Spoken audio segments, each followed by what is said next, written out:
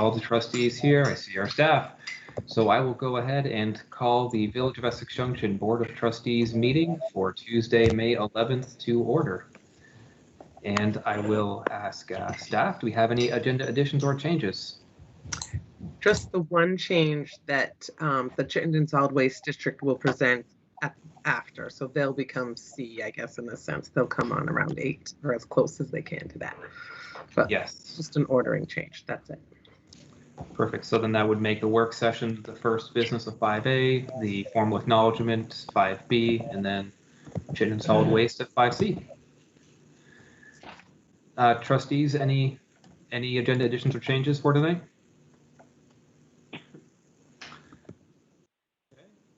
Would someone like to make a motion to approve of the agenda changes we had just discussed? I move we approve the agenda as amended. Thank you, Dan. I'll second. Thank you, George. Is there any further discussion on that motion? Hearing none, all those in favor, please signify by saying aye. Aye. Aye. Aye. Anybody opposed? Okay. We now have the agenda, which will bring us into public to be heard. And this is a portion of the meeting in which if there is somebody from the public who wish to bring something up to our attention that is not on the agenda, then now is the time to do so. For those of you using Microsoft Teams, please make sure to raise your hand or type into the chat feature. And while we wait for you to do that, I know we have a caller, Frank and Judy Nave, who have asked to speak. So I will turn the floor over to you. Thank you.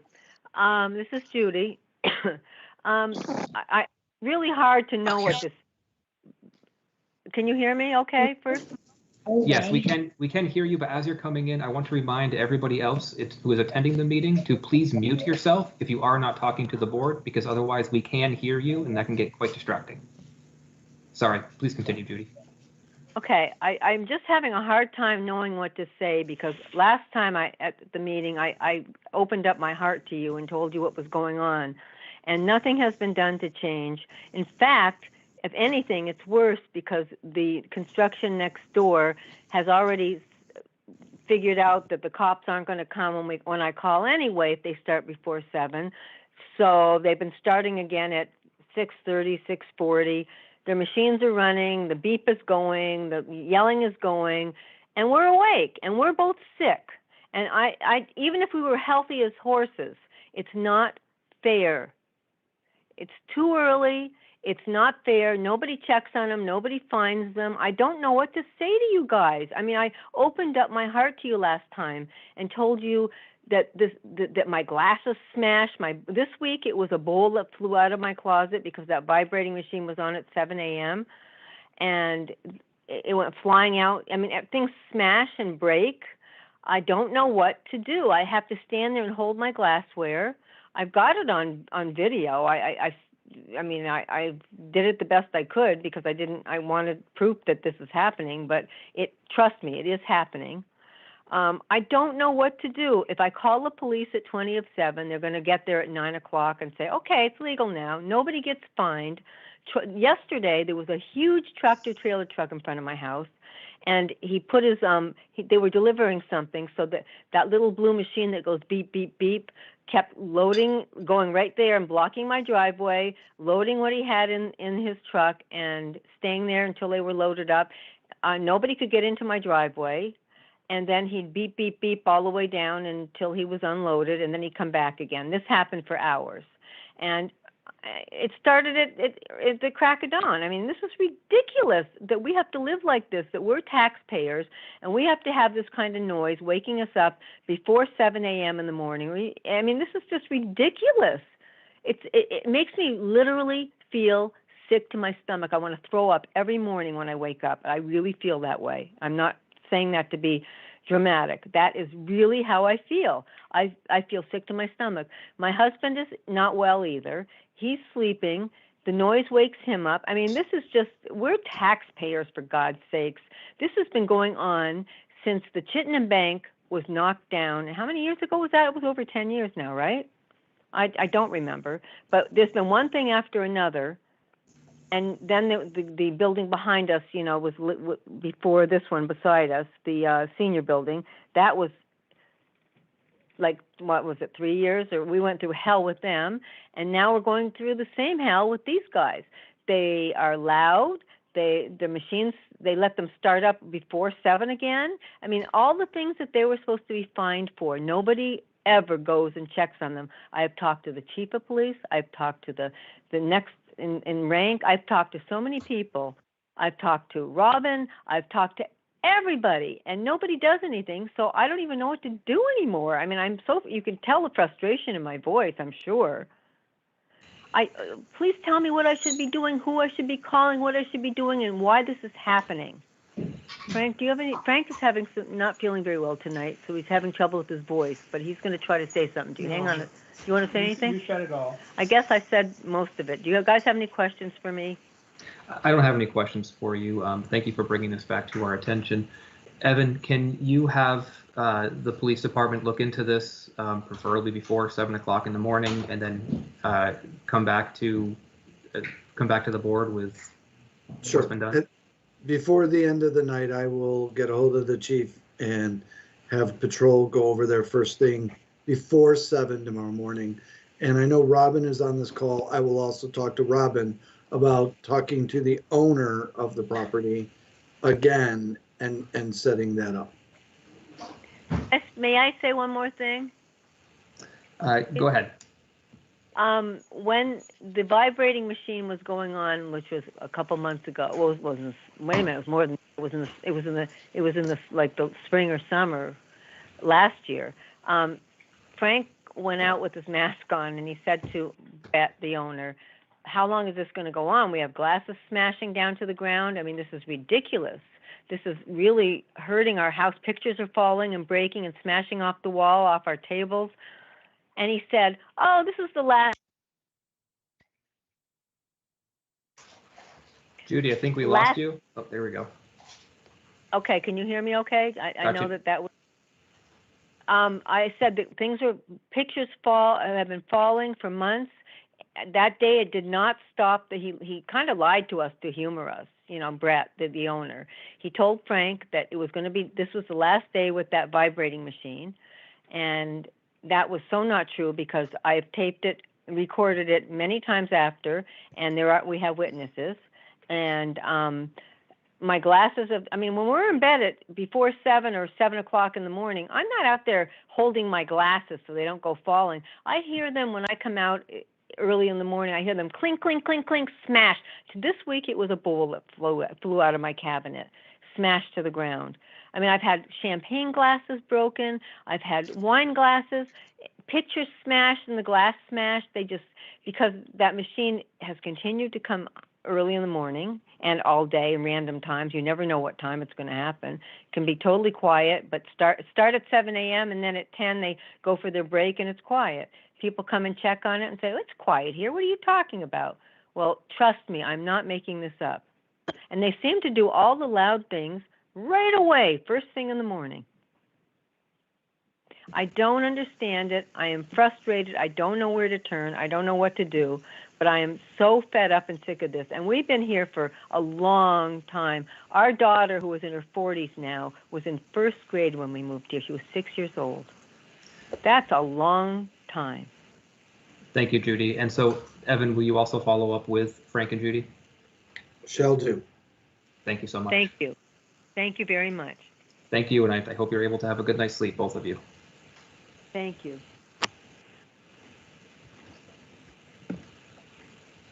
Are there other members of the public who wish to address the board about something that is not on the agenda tonight? And for those of you who joined late, we did rearrange the schedule so that way the work session on Essex Junction Independence will be happening first, just so you know. So for those of you using Teams, if you'd like to address the board about something not on the agenda, please raise your hand or type into the chat feature.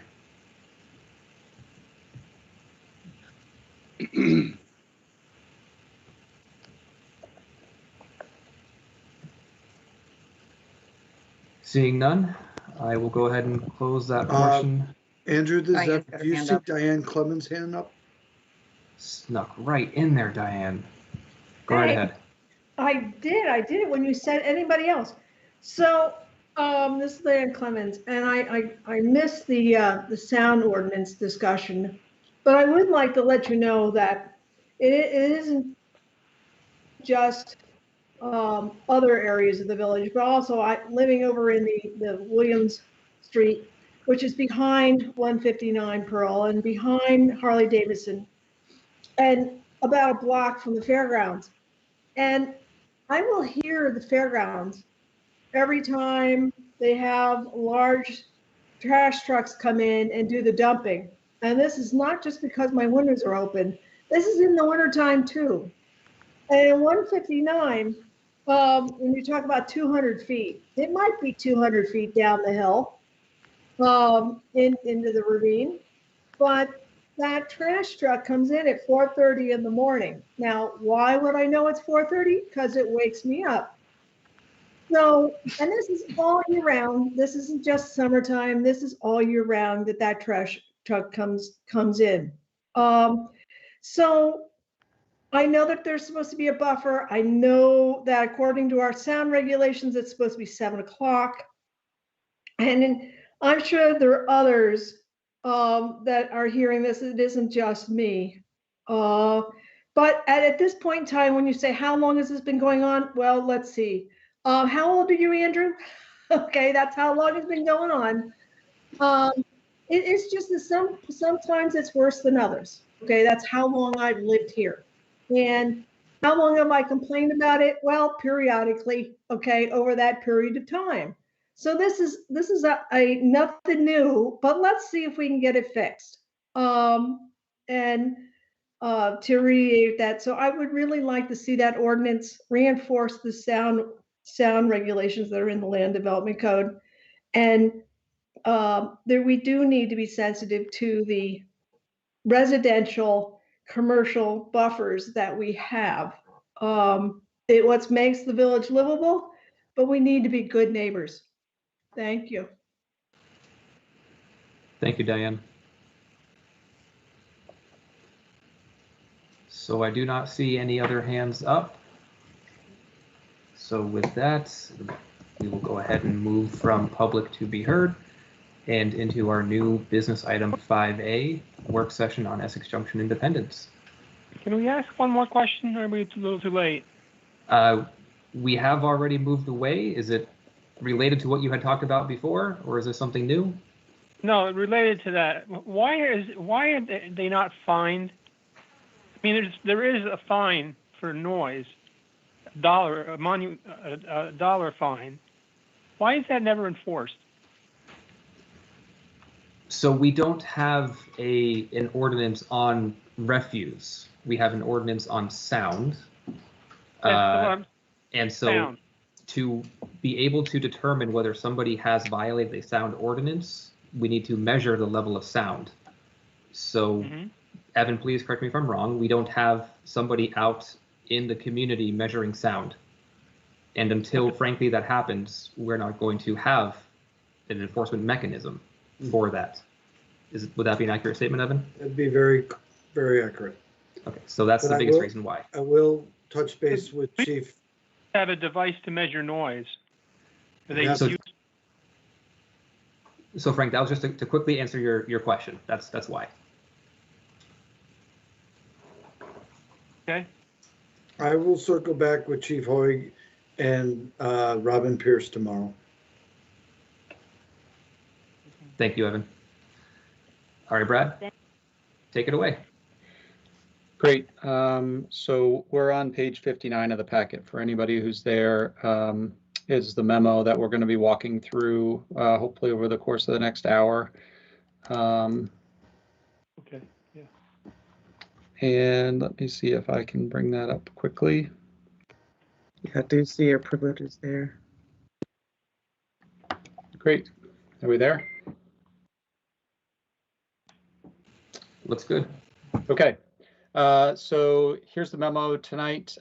Just a reminder of the goals and kind of operating norms of our plan moving forward. You know, the title of this project is Essex Junction Independence, and the goal that was established and agreed to last time is to create an independent Essex Junction, ensuring that it has a foundation that provides for economic and political stability, reflects the village character, has opportunity for growth, and looks towards the future. And so tonight there are kind of 5 primary items that we're going to walk through. The first is a timeline leading to the November 2nd vote. Again, that's with an assumption that that's when you would like that vote to occur, and so there's flexibility there. We're going to discuss the charter legislative process with Representatives Houghton and Dolan. We're going to look at some charter items. There are 52 sections in the charter that was written for the merged charter that failed, and so we're going to kind of use that as our baseline, and then discuss how the trustees would like to proceed with writing the charter.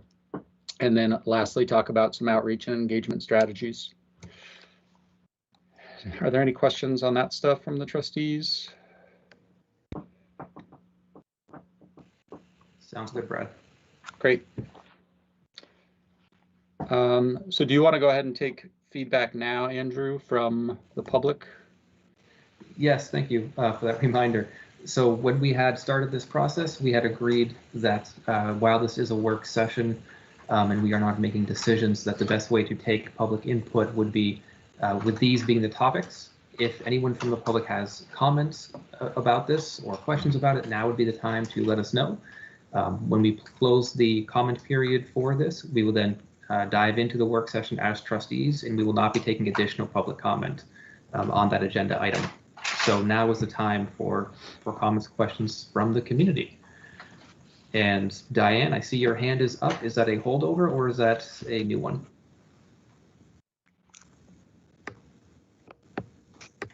Well, I'll go with it for new.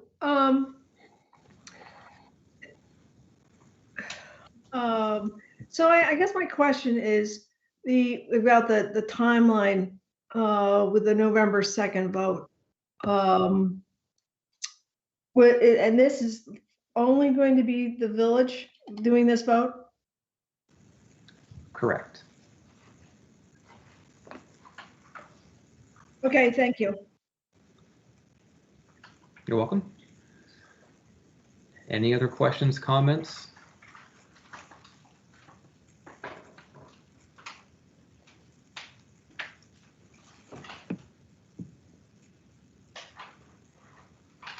Okay, I am not seeing any other hands. I don't see anything in the chat.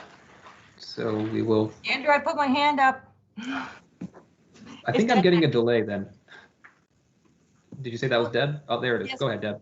Okay. Hi. I just really want to hear, when we do the legislative piece of this, I would like to know how village residents can support the influence of the vote in Montpelier to approve what we're trying to do. Like, how do you want us to advocate? Thank you. We'll make sure that is raised.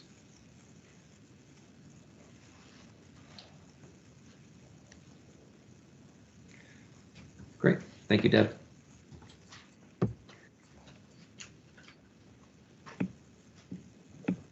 So I don't think there's anybody else that has a hand up. Other trustees, can you confirm that? Irene Renner does. How am I not seeing this? Are we doing village?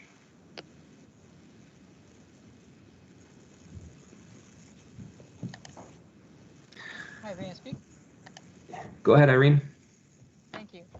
I remember Brad Luck saying at the last trustee meeting that transparency. We cannot hear you. Oh, that's interesting. You're very faint.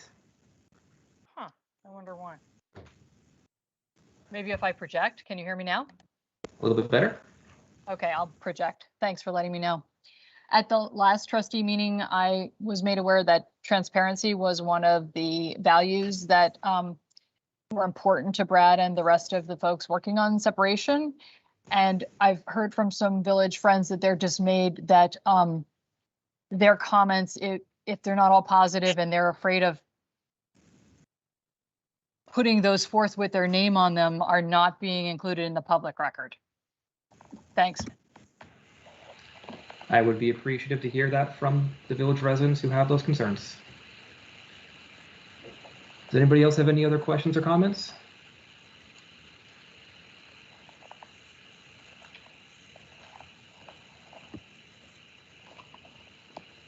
Don't think there are new hands up, but again, I haven't seen any of the hands until somebody else has told me that the hands are up.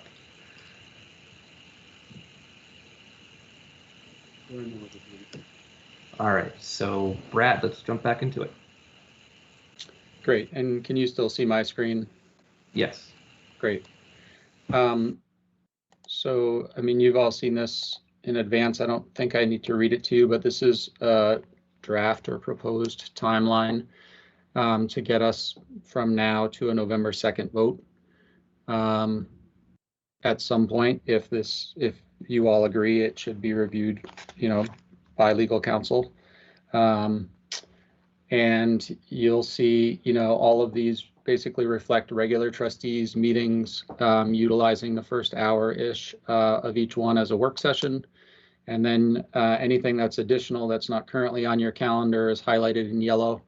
So a suggested full-day work session for the trustees.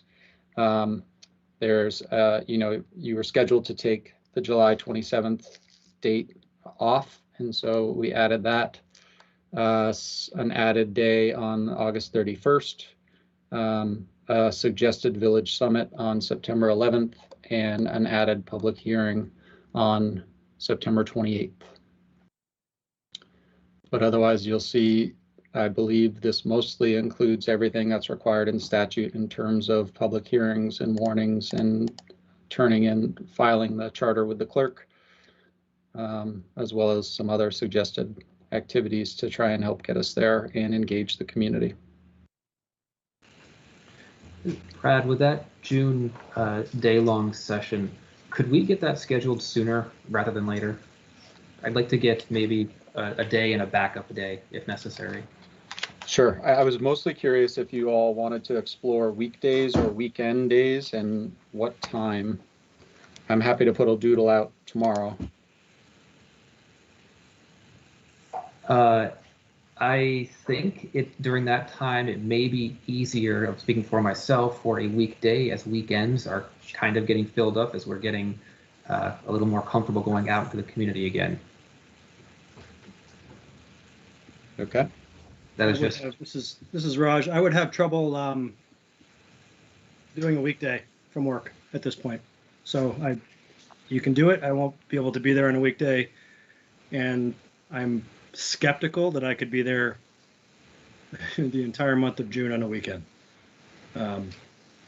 So you guys I can do some homework and provide my input, but I'm not in a position where I can sort of donate a vacation day at this point, and my June weekends are, I mean, if we can do a couple of weeknights here and there, I could probably totally make that starting at 4.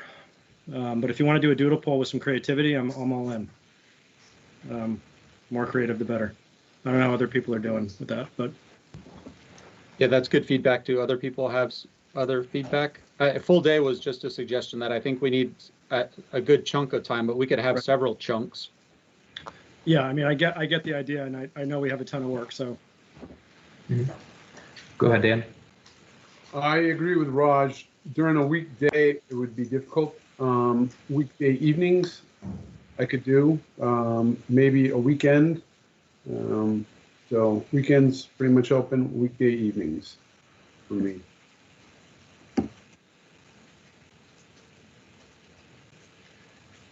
Raj suggested the earliest start would be a possible 4. Do others can others start at like a 4 o'clock or 4:30 or 5? 4 o'clock's good for Dan. Yeah, I can start at 4. With enough notice, I can make just about anything work. I can try to make that work.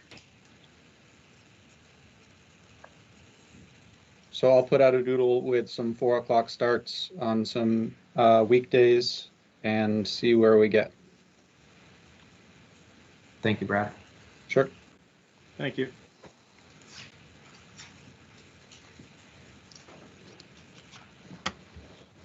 Do other folks have questions or comments on the draft timeline at this point? I mean, this is a document that, we can continue to change as we go through. This is at least something on paper, I think it was important to get before you to make sure to see, A, there is a path forward to get there.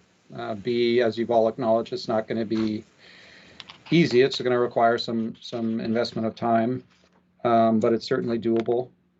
And C, mostly to see if anything is missing. If you're feeling like we're missing some major component that needs to be added in. I don't. Raj, I see your hand is up. Never mind. No, it's George. Go ahead, George.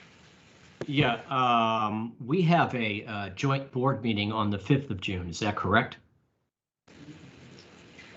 I have that on my schedule. We do currently have that joint summit. Even though it's got nothing to do with this, it kind of does, and it might be good when you're making up a schedule just to make a note in there, because that's obviously one day we are not going to schedule for ourselves, because that's already been taken. But it might be good to have some dialogue. If there's going to be any discussion with the select board at that meeting about what we're doing, even though that's not a matter of a big topic, it's bound to come up. So I just thought it might be interesting, or it might be a good idea to just make a note of it in there somehow. Sure. Thank you, George. Go ahead, Raj. Thank you, Amber. Beat me to it. Go ahead, it's fine, Raj. Well, I was just trying to pour through I know we usually have our schedule at the end of this. I was just trying to see how this lined up with joint meeting schedule. And the second thing, in terms of what George reminded me of in terms of the June 5th, was that, Evan, was that supposed to be a half day or was that a full day? Because if that's a half day in the morning till the early afternoon, like 1:30, and it's strategic planning. So if I know the impact on staff, in mind, we're already doing something that day we could just continue for a half day after, or for a period of time after, as far as I'm concerned, if having already gotten together. So it's just to throw that out there. It'd be a long day, but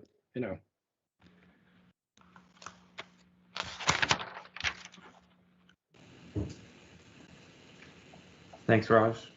Go ahead, Amber. And to both the board members, I'm not sure why, but it seems as if there is quite a delay from when someone raises their hands to when I see it on my screen. So please accept my apologies if my ordering of calling up people is off. I think the only comment that I had was along the same lines that everybody else is mentioning. I thought we had a joint meeting with the select board in 2 weeks on Monday, which was about this topic. Am I incorrect in that? It is, the agenda is still being worked on. Okay. But we do have a meeting on the 24th.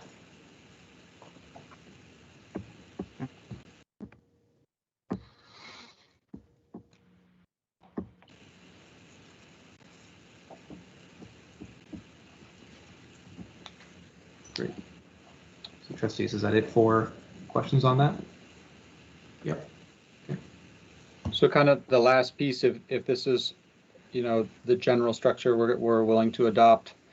I know the select board, I think, was inquiring about meeting with the Board of Trustees, and based on this timeline, I think it's important that you have some continued conversation about the charter and the future organization, and then would be likely available to meet with them starting in mid to late June to begin the process of working with them to try and figure out, a future plan. So I just was wondering if the trustees want to go ahead and communicate that to them, that, just to acknowledge that you are interested in planning to meet with them, but you just need to kind of get a few ducks in a row before you can do that. I would be okay with that, with doing that, sending a letter to Andy as the chair of the select board to ask him to send that to the rest of the members. With that time frame in mind, if that works for the rest of the board members. Sure. Great. So next on the agenda, sorry, Andrew, would you like to say next to the agenda is the charter legislative process with Representatives Houghton and Dolan. I believe they're both here. And Lori, should I turn it over to you? Yep, that'd be great. Great, thanks. Hi, everyone. Good to be here tonight. Karen is somewhere as well. We talked earlier. I'm going to kick off and walk through the process, and then we'll both be available for any questions that you have. So the details of amending a charter are pretty clearly outlined in statute for anyone who wants to look it up. It's 17 VSA 2645. And it does review timelines, requirements for public hearings, what's needed, and I know the trustees are well aware of that actual procedural process. What happens down in Montpelier? So once the vote is taken in the village, the clerk will send the various documents to the Secretary of State. The Secretary of State goes through a process to make sure everything is there that's needed to be there. And then that information is all sent to the legislature. At that point, nothing happens unless a bill is drafted. So at that point, Karen and I would work together with the Legislative Council and have a bill drafted. And it would be assigned to House Government Ops, which is where everything starts in regards to charter changes. House Government Ops, if they choose to take it up, would hold a hearing with testimony and could pass it out as is, could come back to us and say it needs work, or could pass it out with their own changes to it. At that point, because this particular charter also has tax revenue associated with it due to the separation from the town, it would actually go to the House Ways and Means Committee as well. That's not standard. Usually charters don't have that tax implication. The same process would start there. They could choose to take the version sent to them from Government Ops and pass it as is, amend it, or kick it back to us and say, we don't accept it and this is why. At that point, if it comes out of House Ways and Means, it comes to the House floor where the whole body votes on it. And then if it passes there, the same process starts all over again in the Senate. In the Senate, the committees it would go to are Senate Government Operations and then potentially Senate Finance. They don't have a House Ways and Means. Their finance department deals with tax revenue. And then if it passes out of those two committees, again, anything could be changed at the will of the committees. They would take testimony as well. It would go to the Senate floor. And this is where it gets a little tricky. If it goes from the House to the Senate and the Senate passes it out with no changes, at that point, it goes to the governor for signature. If the Senate makes changes, it comes back to the House and the House gets to go through the process again. And then, I forget the number of times it's allowed to go back and forth, but that doesn't usually happen with charters. So that's the process. And like I said, the statute is very clear on the fact that it can only be, or it should only be, a village vote. We can vote for our own destiny, and then it outlines the process of the charter. And the other key thing for us is going to be the transition plan. So you'll have the charter, which will go into statute, but then you have the transition plan that has to come with it. And that's going to be what they're really looking at. We have a charter that's a lot of crossing the T's and dotting the I's, but how we're going to transition to our own separate municipality is going to be key. So Karen, I don't know if you had anything to add, and then we can open it up to questions. Nope, I think you've covered it. And again, this is my first time in the legislature. I will say that is the process that I've seen unfold with legislation. So I think Lori got it spot on. And I know Deb asked a question. Do you want me to cover that now? And then we can turn it over to the trustees. So how village residents can advocate for it, really it's going to be a matter of, I would say, writing a letter to all the committee members that are in House Government Ops, and then eventually House Ways and Means, and eventually in the Senate. You don't need to send letters to the whole body. It's really only the committees of jurisdiction, and that's going to be the key, is probably letting them know how much you want this to happen and why you want it to happen.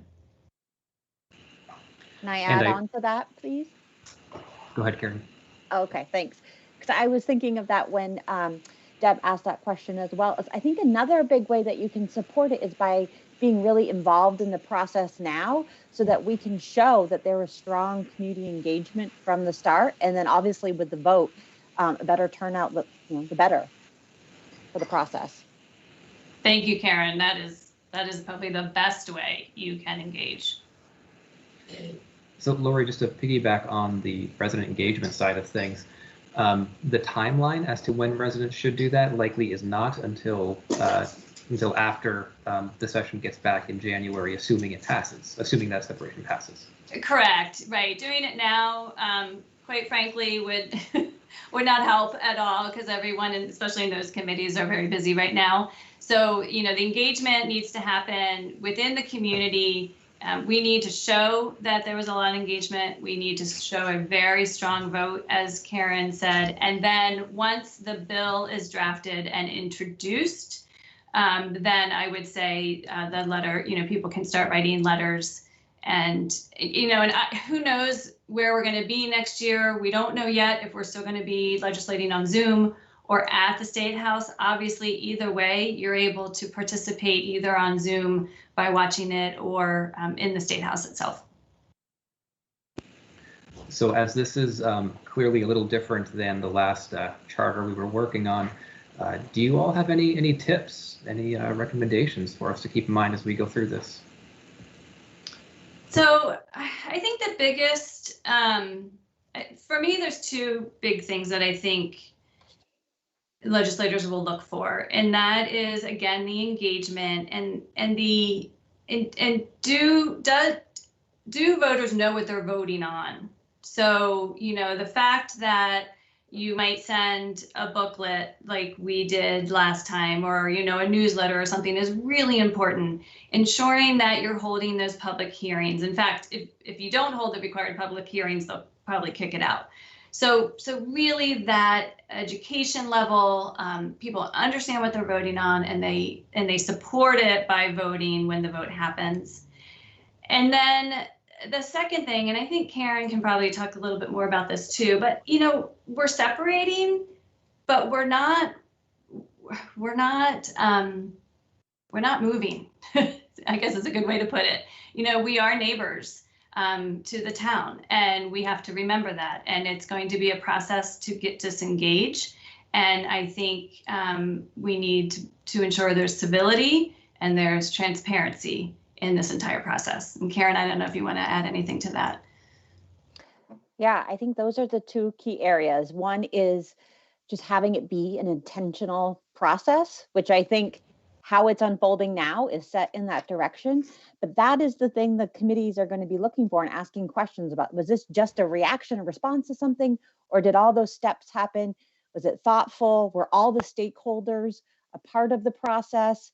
And again, I think the voter turnout piece is key. Like, it's very easy, as I'll say, as a new legislator, and when I'm hearing on the House floor charter change come up, like, those are the things that I'm looking for, because I don't know anything necessarily about the community. But if I know that there was great voter turnout, that stakeholders were addressed, they heard all the different issues, that's going to tune me into, okay, that makes a difference. And I think with that, of knowing that it's not just Lori and I that are going to be the ones to vote on it, it's the whole entire House, and then potentially the Senate that's going to vote on it, is they're looking out for the state as a whole.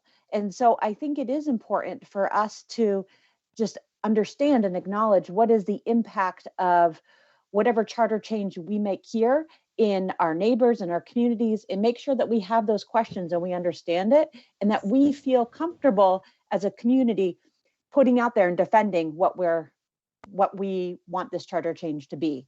So again, not to say it will be any different, but just to make sure those questions have been answered and considered. Thank you for that. Trustees, any other questions? I see George's hand. I don't know why I don't. George, go ahead.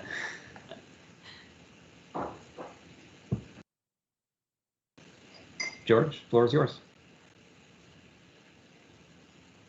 got to unmute myself first, and I'll even let you look into my office here. Lori and Karen, thank you. That was very helpful. I have two questions. First of all, we actually had a correspondence with the GovOps committee, as you know, last year, and it was on the verge, and they were saying how much they were looking forward to working with us. And do they? I'm assuming they unofficially know what's going on and what happened. But would it be helpful at all for us to write them a letter and explain what happened? Number one, that's one question. The other question I have is, I know that sometimes the legislature, when faced with really complicated questions, which I think in issues, which I think this is going to be, sometimes they appoint a subcommittee, a fact-finding commission, because what's going to happen if our charter vote is successful, it arrives on you take it down and it arrives on their doorstep, but we have to assume this is going to be contentious. It's either going to be officially contentious by the town or unofficially contentious, I believe. And there's going to be, as we know from past experience, there's going to be a lot of alternative facts coming their way, a lot of other information coming their way, the unauthorized information. We can anticipate that. And how are they going to sort through it all? And I'm just wondering, would it make any sense to try to appeal to them? Could they have a couple of people that they trust come and actually look at the numbers, look at the facts, look at the budget, look at these things, so that they can have a group or a couple of individuals that they trust, who can vouch for some of the things we say and provide some a sort of a truth commission, so to speak, because I'm just trying to anticipate if the budget vote is successful, what it's going to look like next January, February, if I'm on the GovOps committee and I'm from outside of Chittenden County, and I'm anticipating what's going to be coming at those folks.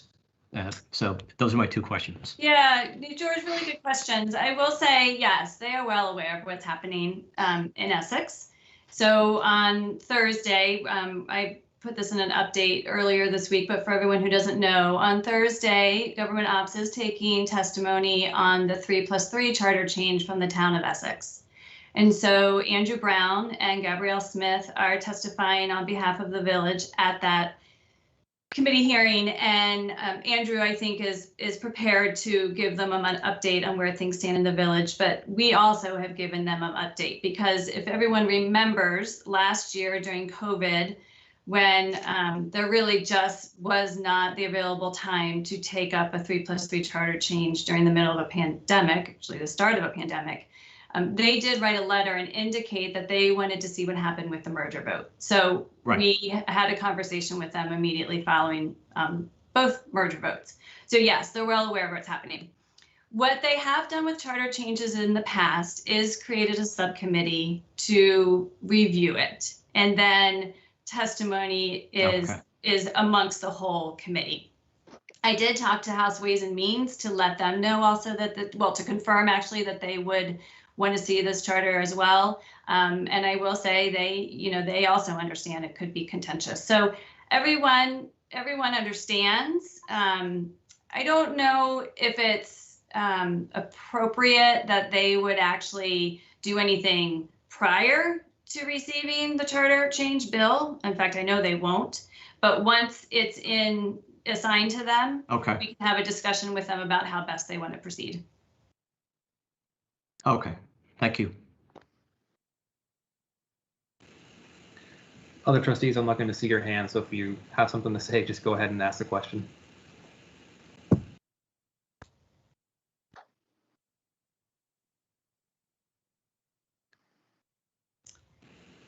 I don't see any, but I want to add one other bit. I guess I want to be clear to everyone that the process sounds very easy, but that getting it passed is not necessarily very easy.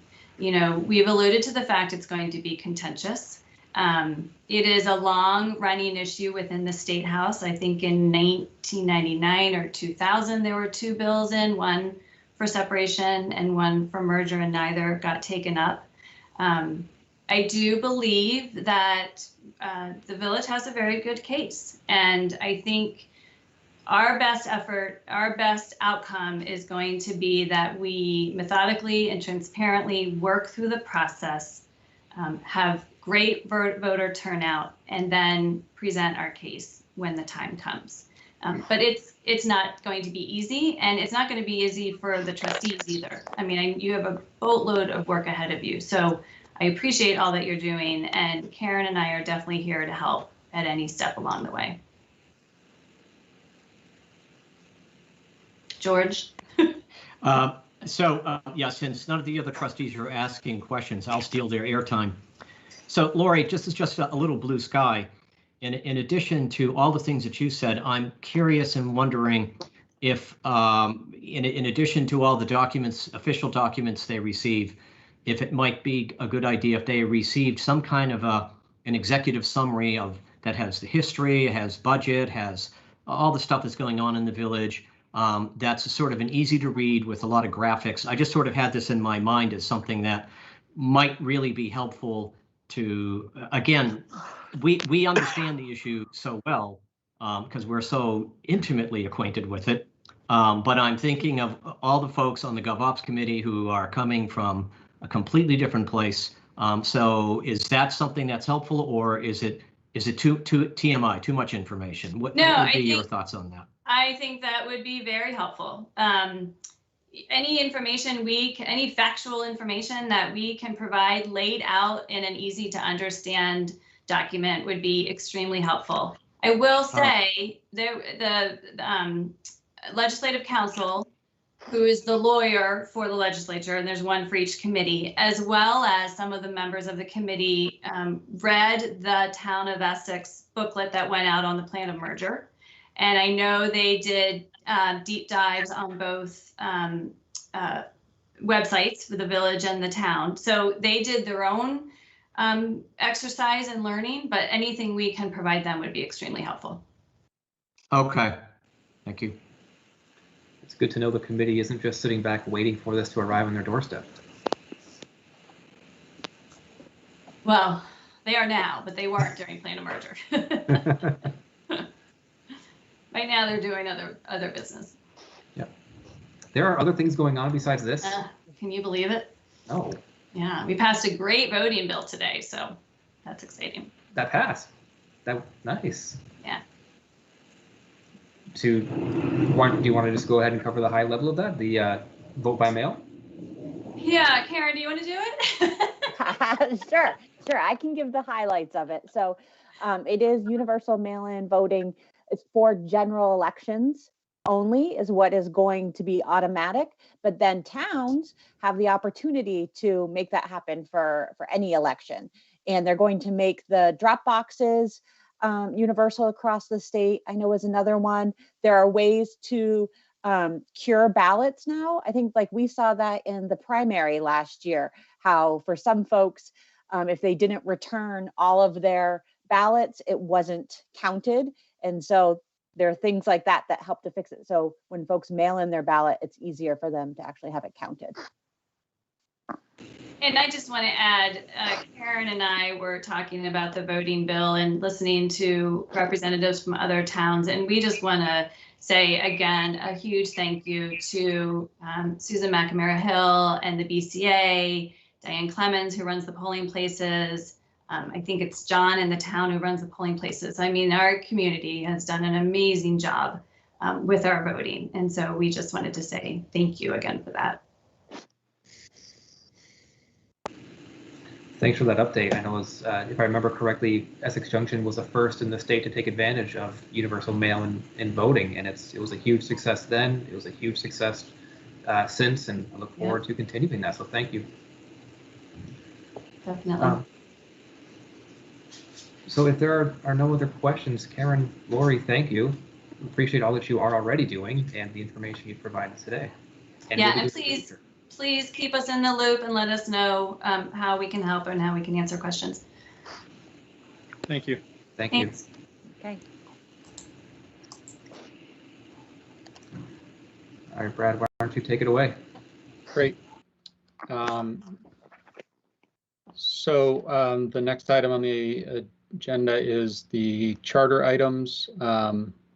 And so we're just going to briefly kind of look at the so the trustees had a survey to look at the 52 sections that were in the charter that you all passed and sent to the village voters back in November. I just want to show folks where we're looking. So there is a new section on the website. It's Essex Junction Independence, and then there's a variety of information here that Tammy very graciously spent a day putting up. But the document we're actually looking at is this charter for merged municipality that failed. It's the Essex Junction version. And so if anybody wants to follow along as we discuss different sections, the sections we're looking at, start with 101, 102. Hey, Brad, it may Yeah. just be me, but I'm seeing the key takeaways from trustee meeting.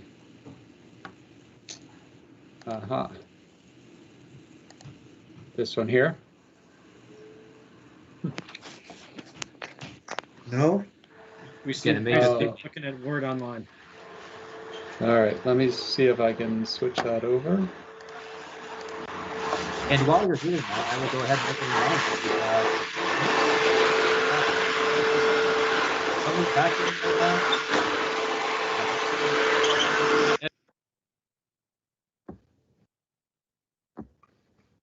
Somebody's vacuuming, I guess. I'm gonna unmute. Hold on. Thank you, Evan. There you go. So as a reminder, if you could please make sure you are muted if you are not actually trying to speak during the meeting, that would be greatly appreciated because the feedback we get can be quite distracting.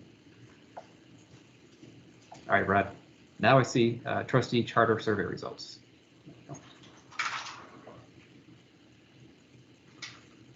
Brad, can you share? There you go.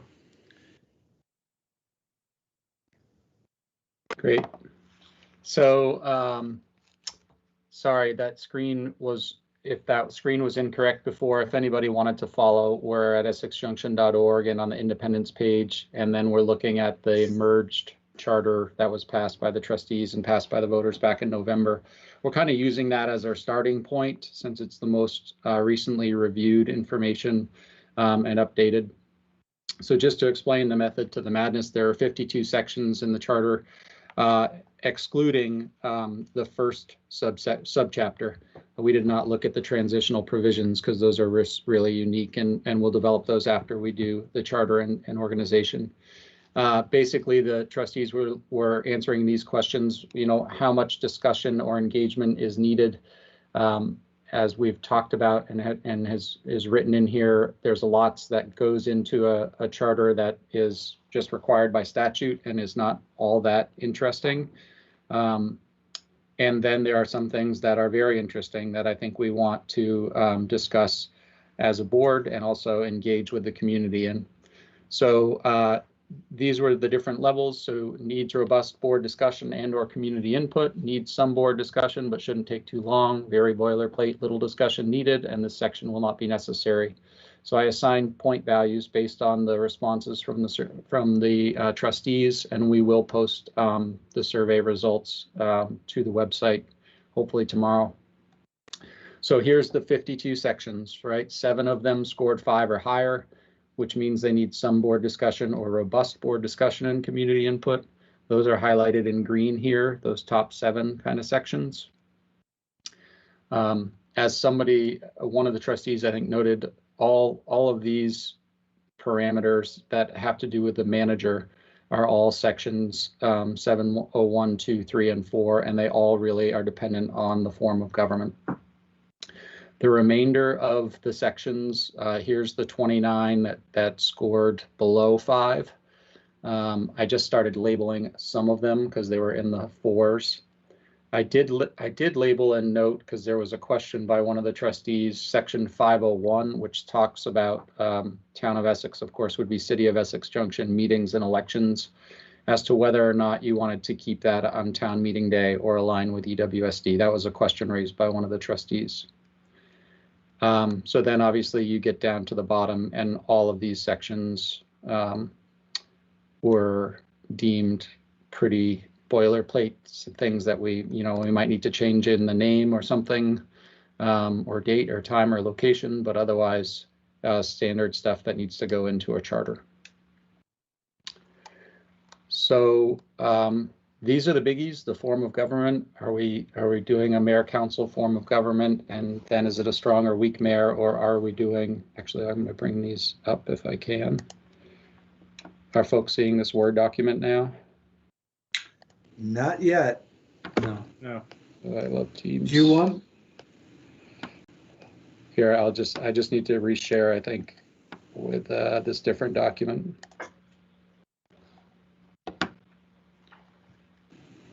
There we go. So these are kind of the 6 items that stood out as food for thought as to whether or not these are items that you want engagement with the community in.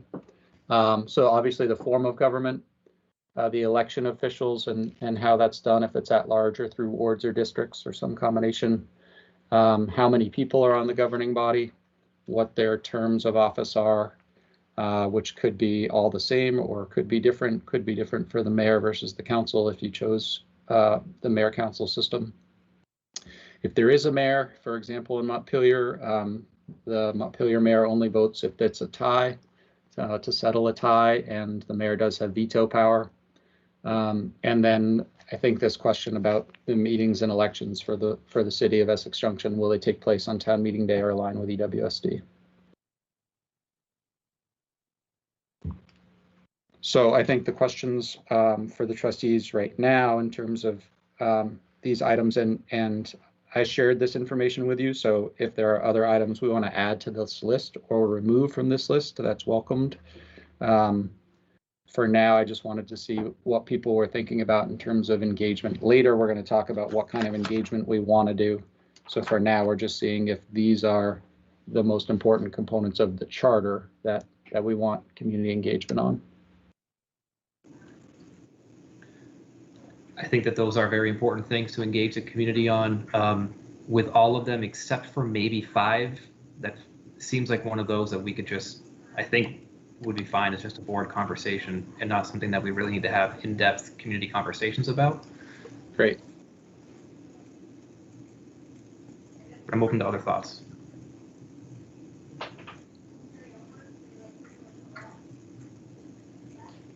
Can I don't know if I, yeah, yeah, I don't know. I don't want to jump in.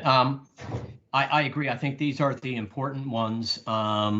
I think I had put a note, Brad, you might have seen it, when I said in terms of in a strict council manager form of government, it seems to me that the powers of the manager are pretty well established.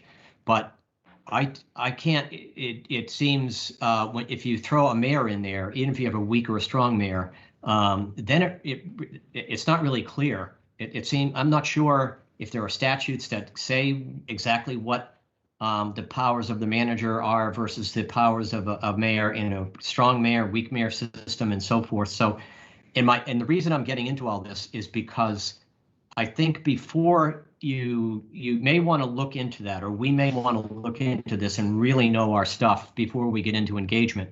Because when one of the things I remember from the KSV survey, people have a very, there tends to be a very, very strong fixed understanding of what a mayor is, which is not really in aligning with the reality of what a mayor is in Vermont. But people have the idea of a mayor being someone who has a lot of authority and is highly political. These were just the questions we got from the KSV survey. So before you get into, or we get into engagement or with the public on anything, we want to make sure we have all of that information about just what exactly, what a mayor can be, how a mayor may or may not interact with the manager and so forth. I just wanted to raise that point. Yeah, I appreciate that, George. And we haven't even talked tonight about anybody who is listening, what those forms of government are. They're confusing. We're in the weeds, right? I mean, right. No, I know. This is deep stuff, but it's also stuff that we do want input on. And George, I don't know if it was your comments also, but one of the members also commented on number 2, the election of officials and whether or not it's at large or in wards or districts. And I think the point that somebody made was the system we currently have is at large.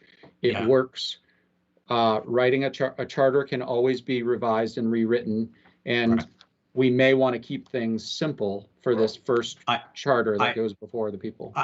I did say that because I think that I know just from our work with the governance subcommittee, this sucked up a huge amount of time, and because there are just so many different ways you can go with this, and and I know that everybody has strong feelings about it, but I just threw a note in there saying keep your timeline in mind, because if you've only got 3 or 4 months realistically to get this together, you may not be able to devote the amount of time to number 2 that it needs, because it really is a pretty big discussion, and that's always something you can do after. You can always amend your charter because not only you have to say how you're going to divide up, but you're going to have population data. You're going to have to say how you're going to adjust the boundaries and so forth. So it can be a pretty big discussion. But I think it's something we need to have, obviously, since we're just starting this out. But I just sort of threw that in there as a note of caution. I'm going to jump in because nobody can probably see my hand. I do agree with George that took up a lot of bandwidth in the Gov subcommittee. It is something that I think the community is probably most interested in right now. And I also question whether we have time to really dive into it to the level that I think people want. But I want to make sure that we figure out a way to ensure that conversation happens within a very short period of time. We talked about that at length in the other merger charter, where we'd have a period of time where some kind of reapportionment would be explored, and it went back and forth and back and forth. So, I'd like us to keep in mind that while we may not be able to get there, we should try. But if we can't, because we've got essentially 3 or 4 months, we should be very open and intentional about making sure that timeline exists somehow in the charter, so that exploration and change happens within a period of time, 2 to 4 years, something like that. Because I think that's very important. I think it's probably chief among what villagers are going to want to see: some kind of neighborhood assembly, some kind of ward district, and we may have to lay some kind of foundation for it so we don't have to change it again. And because we're going to go through 1, 2, and 3 year terms most likely for whoever's elected, and then we have to unwind that. So I know it's a lot in the weeds right now, but I mean, I think that's going to take up a lot of time. Don't disagree. Yep, agree. But Raja, thank you for jumping in with that. And I think one of the things that it says to me is the importance to make sure that we're setting the foundation, and that, as you mentioned, with the transition time period, we can agree to things in the future, such as a redistricting or reapportionment study or committee, what have you, so that way we can have something ready to then start this conversation or start the independence process. And it's similar to I think I had a note in there in the survey about trying to not be too rigid and trying to be more open. I think I saw the 7 Days article about communities having more say in their own charter changes. And the Winooski city manager was quoted saying something to the effect of needing to have a charter change to change their human resources manager to a human resources director, because it's what was in their charter. And I'd hate to see us hamstring ourselves because of some verbiage like that, where we need to go and have a charter change because we said manager instead of director. So I think that the more we can set ourselves up for the future and be open now, the better we'll be in the end. Yes. That also reminded me, one other thing with the KSV survey, I wanted to make sure that from the I think it has some good information in there, but something we need to keep in mind is that that survey was about a merged community in a merged town of Essex, which that is not what we're talking about. And so some of those results I don't think apply, and that the perspectives that someone may answer to the same question today for a city of Essex Junction may be different than how they would have answered in that original survey. And I'm done.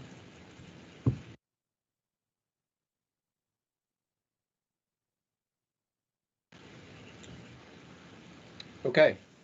So obviously we can always revisit this, but this is at least a starting point for, and I think it's great that it's a relatively short list, you know. And I agree with you, both of you, George and Raj. You know, I think let's start. I really like both points. Let's look at this election of officials and let's see where the conversation goes, and maybe we get to a conclusion by the time we finalize this charter, or maybe not. Maybe we've just done some homework and we still have more to do, and we make a commitment. You know, right. pass a board resolution that we're committed to in the next 3 years doing X, Y, or Z. Right. Right. All right. It's a good idea. Do we know when the next census, when the actual apportionment census figures are released? It's like August, right? Too late is what I'm thinking.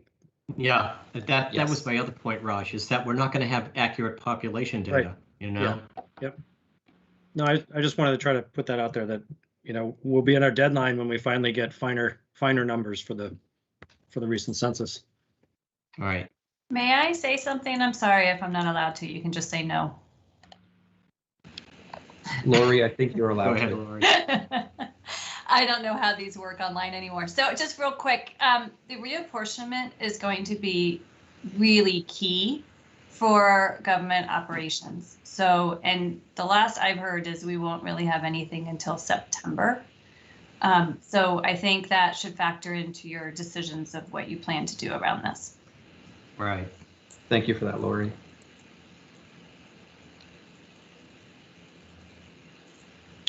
Great. So if we're good, the next discussion is about the charter writing process. So we kind of have that merger charter plan that we can build off from. We have this data about how the trustees feel on these different items. And so it's, I think what we want to do for next time is have a draft charter that's been marked up a bit and taken some of this feedback into consideration for us to start to talk about and kind of check things off as we feel good about things, knowing that we have these items that we want robust citizen engagement in. So I'm wondering if anybody has a suggestion for how to get from here to 525 with something for everybody to review. I think that there should be a couple of us who take a pass at doing this, and I'm not going to nominate anyone in particular.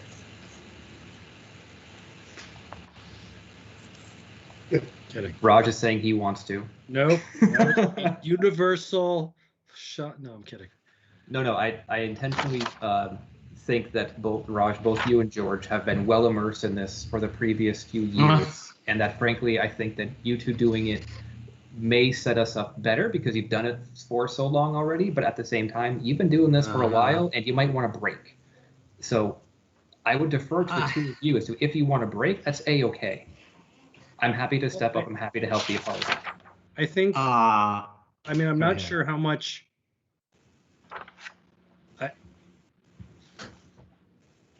We have those booklets, George, from. I know.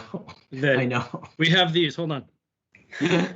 I know. He's gonna go get his giant. I know. You can't, darn blur. You can't see this beautiful binder. I know. But I know. if we can get you, just chock full of goodness. Yes. If we can get, I mean, a whole 1 or 2 sections are passed are the charters from all of them. I'm just wondering how much of that needs to be regurgitated or. Well, I mean, what did you have in mind, Andrew and Brad? Are you thinking for example, I mean, what popped into my mind is we take the charter that was passed that we wrote for the merger, and then we would cross out and substitute various words, you know, whatever, Essex Junction, and change the board numbers, and maybe have a bunch of different choices that we could look at. Is that what you have in mind? Something like that, to sort of mock up a rough, so that's, I picture Amber being someone who could really pitch in with that, but I'm happy to do it too. Boy, Amber. But no, I'm happy to up do her it. alley. What happened? I think she's went silent. Right? I'm not sure she's around anymore. I'm happy. I'm happy to try it. I'm happy to do it. Raj looks like he's enthusiastic about it. Dan, if he wanted to give it a shot, I'm happy to do it, but I'm also very happy if someone else wants to jump in and do it. Amber, We really need to limit it to just 2 people, or is it Okay. that we can all kind of contribute? I mean, I think everyone probably could bring something to the table that would be valuable in the process. So if we have if we have 3 or more people doing it, then we need to either do it all at a meeting, or we need to divide up the sections and we each take individual sections. It's just we can't work on the same thing at the same time out as a quorum of the board. I think if we're trying to combine more than one document, splitting it up into sections is going to get complex, because you're going to have mismatched sections and things are going to be all over. So, Amber, I know you're trying to jump in. So if you really want to, I'll let you. But Is this like pick on Amber night or something? No, is it like my birthday? Mr. President, this is Evan. No. Yeah, Evan. Can I add, if you're talking about taking the merger charter as your base, minus whatever you're going to do with the manager and form of government, you could have the trustees review that document and submit to, say, George, their comments to a section. 501B, I don't like the word and, I'd prefer but, or whatever. And then go through that. And again, I don't know, there were so many boilerplate things in the merger charter that I don't know if you're going to change much of it. It wasn't that extraordinary in many areas. I think I'm happy. I can do it. I think since we're pressed for time, and we even now, I'm happy to be the repository of all this, and that's a great suggestion. Evan, that's a good idea. People can just send me thoughts of what you like and don't like. Each of you go through the existing charter the way Brad just did, and go back, ask you to think of each one. But now if you got specific comments about things you'd like to see or don't like or something like that, I don't think if you each send them to me individually, I don't think that qualifies as a meeting, and I just take them all and just splice them all in, and I can put your initials after each one or something like that. There would be no legislative action taken by George. Everything then comes back to the board to be reviewed. Yes. So, and then months from now, I will be accused of writing the entire charter myself in my spare time, but that's okay. I'm ready for that. Yes. So I like all that. So, George, is your intention that you would take that document and track changes so people could see? Yes, I would track. Yes. I'll do track. Okay. I'll do track changes. Right. I'll do track changes. Yeah. I think I'd suggest maybe that we let George do that, and then George, if you could get that to us like on the Thursday or Friday before the next meeting, I think I would do the same. I'd send out George's revised suggested revisions and send out a survey with opportunity for feedback, so we could just collect all that in one place. I don't think it's worth everybody reviewing the existing charter. I think I'd rather see George's first stab at edits and then review those and comment on that if that works. So now, Okay, so you want me to, let's just get this straight, just to make sure we don't make a little misunderstanding turn into a giant one. You would like me to make some proposed changes on the existing document, send those out to everybody. Individually, they give me their feedback, and then I incorporate those all those possible changes with track changes that we would then review for our next meeting. Is that what you're saying, Brad? That works for me. Okay, that makes sense. I just have a quick question. If we've got this great Vermont Cities summary that was provided for forms of government, it's fairly, top level, high level. We've identified that topic is pretty much of greatest concern right now for working through the charter. I'm not as up on I would love some links if anybody has them. I'm going to be doing my own research, but if there's, for instance, you provided that chapter, I think it was you, Brad, a couple meetings ago, with some history. And if anybody, I'm not trying to task anybody with going and doing everybody else's research, but if people find a good link or two to some good explanations on some of these various forms of government in use in Vermont, and especially how and why, please don't hesitate to share, because, and I'll do the same. I mean, we can, yeah, that's all, because if that's the kind of feedback we're trying to provide, I feel behind the 8 ball a little bit on that. And for we didn't dive into a lot of that with the merger process. I mean, we kept it pretty similar to what we're doing, so. Yeah. And I'm hoping, George, that, basically we'll be able to, you'll be able to highlight the sections that we want community engagement and not make any changes right now and just say that's a bigger conversation. Just let's get the low hanging fruit. Let's get all the town of Essex's changed to city of Essex Junctions. Let's get any other things we need. Okay. I mean, if we can knock off 42 of the 52 sections relatively quickly and then just focus on those others, that would just take a big chunk out of the work. Okay, that sounds good. I think it's doable. I think I can do it. So from a timeline perspective, so George, you're going to make those edits or those proposals, get those to us. We're going to get our feedback to you, and then at our next meeting in 2 weeks, we're then going to review that final feedback. That whole overall document, yes. So in all reality, that final document needs to be ready by the 20th, or by the 21st, so staff can get it to us for the weekend beforehand. So you need to get us feedback or your initial draft like as soon as possible. I'm trying to think of a realistic time frame for that, George. And are you capable of turning that around in like 2-3 days? Oh yeah. Yeah, I do. This is the stuff I do. I know. It sounds very, but actually, it's not. I do this stuff all the time, so it's not that big a deal. And I know that charter so well now. I don't think it's that big a deal. I don't think it's gonna.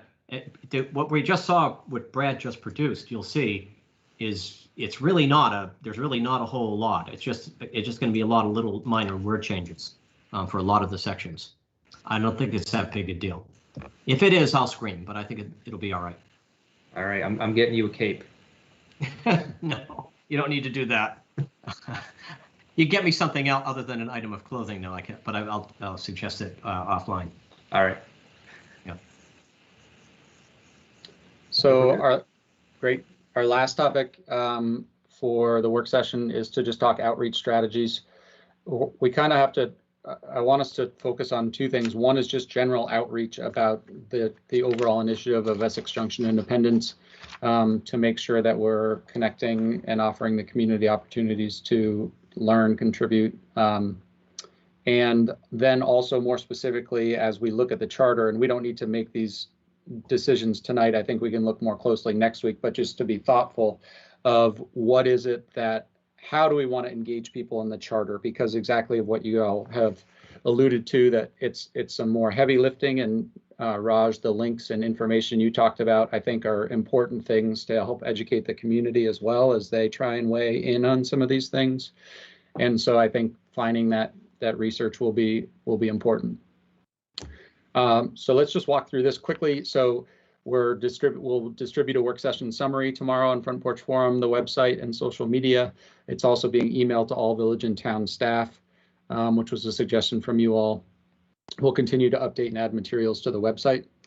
The next item is called Place Speak. This was used several years ago when the firearms ordinance was being discussed in the town. It is an online engagement forum that has geofencing, which allows you to make sure that you're getting input from your actual citizens. It has lots of capabilities, as it says here: polls, surveys, discussions, notice boards, interactive maps, events, and resources. It looks like it would really fit the bill for us in terms of how we want to engage with the community in this process. So I'll just open that up. Well, I'll open that up in just a sec. I just want to roll through these other 3 items, and then we'll open it up for discussion. Direct mail. As you know, not everybody is online or engaging in social media. There's not a regularly distributed, local newspaper that we used to rely on, like the Essex Reporter. Let's put, something in there. So this is a possibility. The suggestion here to consider is maybe do a postcard right now this month and just let people know the initiative that's taking place and where they can find information and when the meetings are, just to make sure that the community is informed. We could consider another one if we proceed with the summit, and then obviously the booklet that we've talked about in late September. Coffee chats, and they could just be called chats. They don't have to be called coffee chats, but Evan has been doing these successfully for quite some time. Lori and Karen do these quite successfully. It may be something that the trustees want to take on for the next 6 months, and offer a few days, times, locations, and engage with the community in that way. And then lastly, consider holding some community forums, whether they're in person or online, and providing some education when people are there, and then allowing them to weigh in and have discussion about some various options, and then to aggregate that information as you all make a final charter document at the end of the summer. So those are kind of 4 strategies that were outlined. I'm just going to show you Place Speak real quick, and then we'll have a conversation.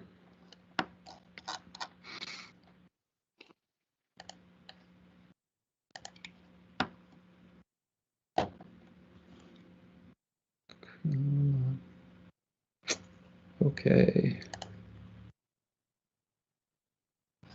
Okay, is everybody seeing Place Speak? Yes, we are. Great. So this is a draft, but draft of what our site could look like if this is the tool that the trustees want to use. You can't access this right now unless you're logged in, so that's why I can't share the link. I could take screenshots and send it to you all if that would be helpful. And obviously all the information and content is very much draft. I just tried to get something out there. So obviously the label of the project,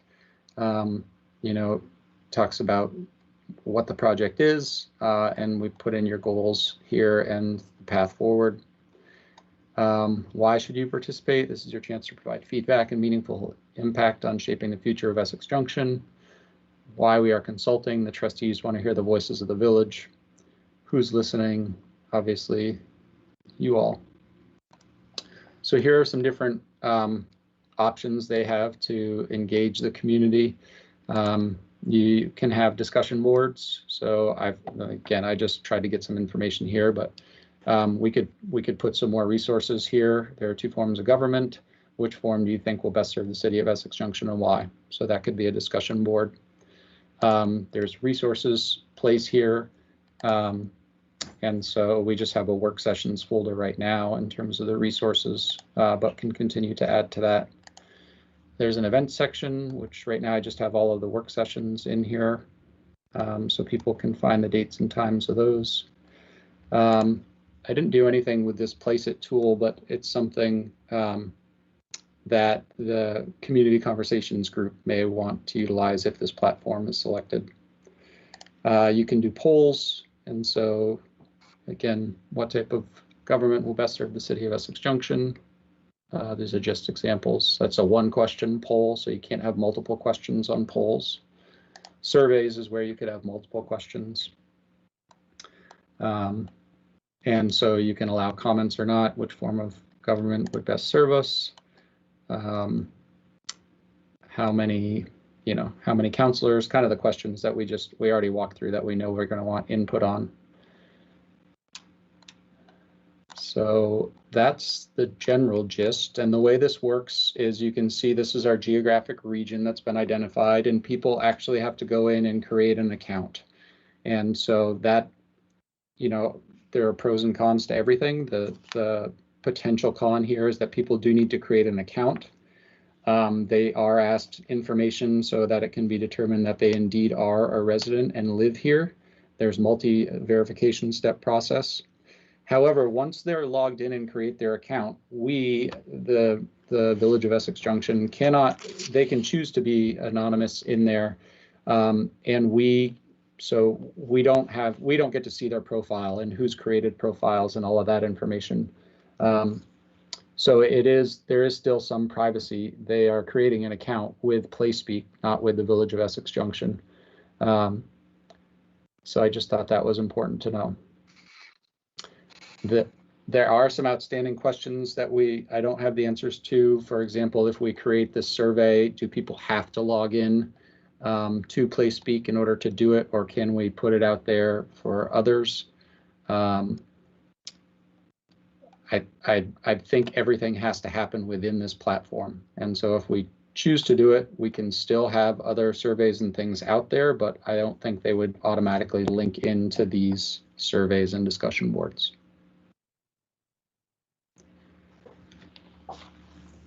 Questions, comments on PlaySpeak? I think that if we want to ensure we're getting feedback from village residents and only from village residents, then this seems like a great way to do that. I seem to recall this working really well during the firearms ordinance process. And if it all fits within the budget and we have the funds for it, then it sounds great. So, Raj, I think I see your hand, Raj. Go ahead. Woo. Yes. So Brad, all of those things. So we can verify that they're village residents in that account setup process. So there's two options. One is you can allow them to register and they have to put in information. Right now there's two-step verification, so they have to put in their home address, their name. I think they have to put in a phone number and an email address, and all the stuff they have in the background then helps them determine if that person should get an account and be deemed a resident. The other strategy you can use is you can make it by invite only. And so you could put a link on the website saying, if you would like to participate, please, we could have a Google form, please fill out this form. The email goes to me, and we verify that is indeed a resident and indeed lives here, and then we could add them to the link. So that would be the other option. Yeah, I mean, just as you probably know, if we're going to pay for this, I just want to make sure we're getting as accurate. Otherwise, we can just use Google. So if it's not too big an invasion of privacy, if we're going to pay for this, I would lean on the side of making sure we're getting a village sample, and that people are creating real accounts. Does this have a mobile app as well? Do you know? I'm not sure. Good question. Okay, I can look it up myself. Looks interesting. I remember people were pretty happy with it during the gun ordinance discussions. Brad, this is Evan. Two people who used it extensively could be a good resources for you. Jen Nauer, who is our facilitator, and Darren from community development, they were the two most active in the use of PlaySpeak. So you may That's want to great. run some of those questions by them. Sure. Because we were very keen not to hear from people from Canada or California or New Mexico about gun discharge. We only wanted people from Essex. And it seemed to be very good at being able to do that. So, thanks. It's an interesting tool. I think the other opportunity is, for us to utilize this if it sounds like people are interested for the next 6 months, and decide maybe it's a tool that the city of Essex Junction wants to regularly engage in the future. And because once you create an account, you can find, different initiatives that are going on and tune into them. So it could be a strategy long term to figure out how we can successfully engage with our citizens. That's exactly what I was thinking as you were going through this, Brad. I was thinking about as we go through the budget process, there are times where we've said, this would be a great question to ask the community, and wouldn't it be great to ask this question outside of a meeting and to be able to get feedback outside of these weeknight meetings? So yeah, I think it could be a great tool going forward. Are there any other questions that folks would like an answer from PlaySpeak? Because I obviously need to circle back. I have your questions written down, Raj. Does anybody have any concerns?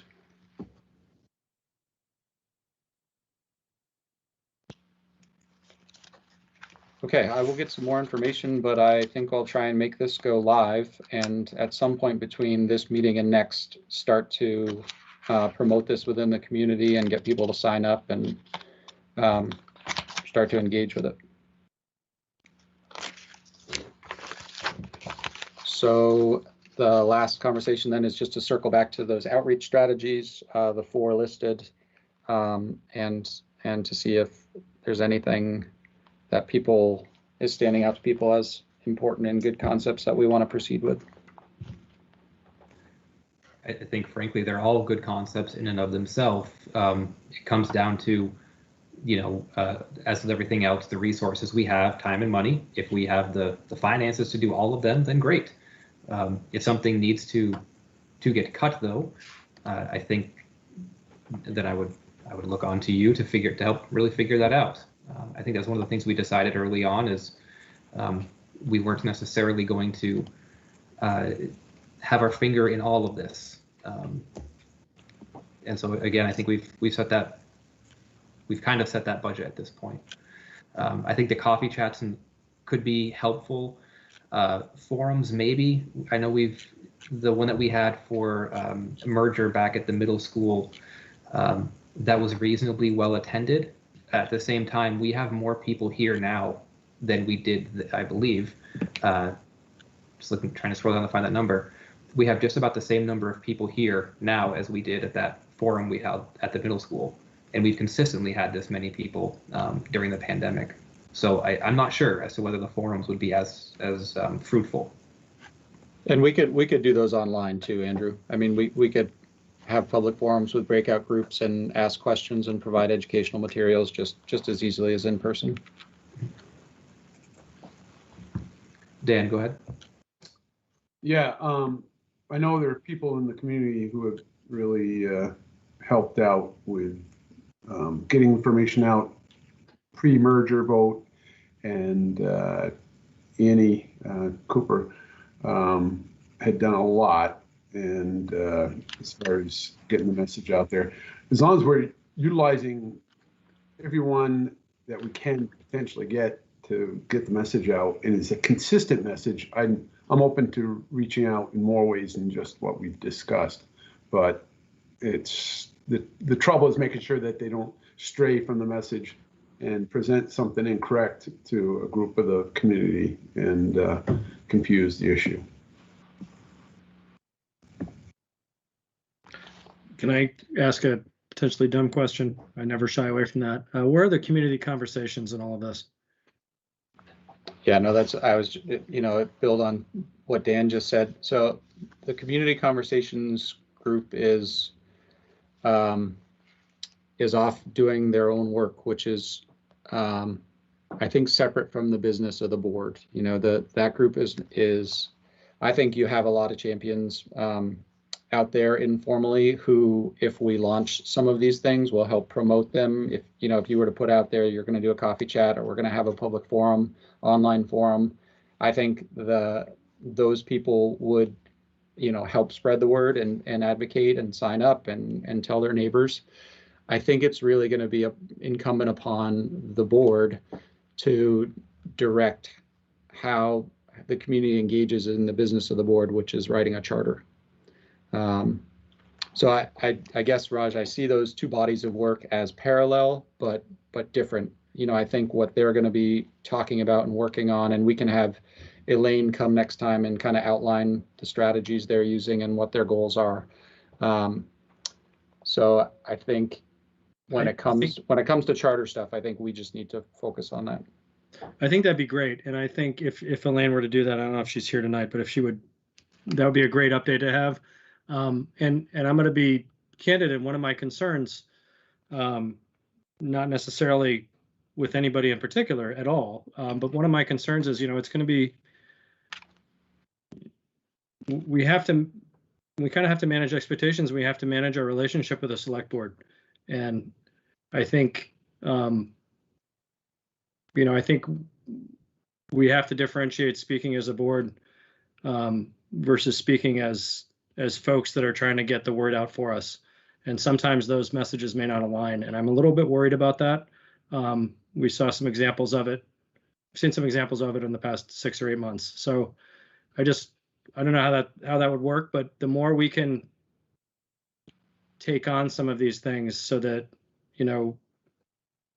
it's not so much to control the message, it's just to make sure that the intention is what the board, the message getting out is what the board intends to do, not, so if our reason for doing something is X and someone, says, oh, that's not as important as doing, I'm just a little concerned that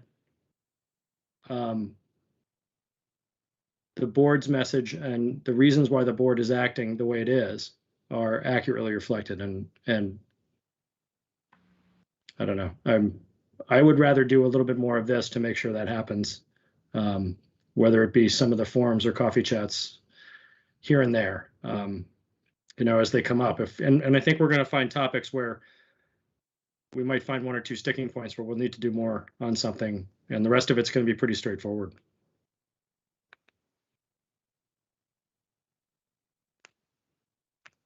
Dan? Can I just say one thing? I think there's a lot to be said. I like this, being able to get, like you said, Andrew, we got 30 plus people attending this online meeting, but there's nothing that can replace in person, like Brad's saying, maybe sit down somewhere where you can meet them, maybe somewhere socially distanced in a park or something in the summer. I don't know. I just think there's a lot to be gained by the face one-on-one, and I think people are more engaged, are willing to speak up when they see somebody right there in front of them instead of a computer monitor. Yep.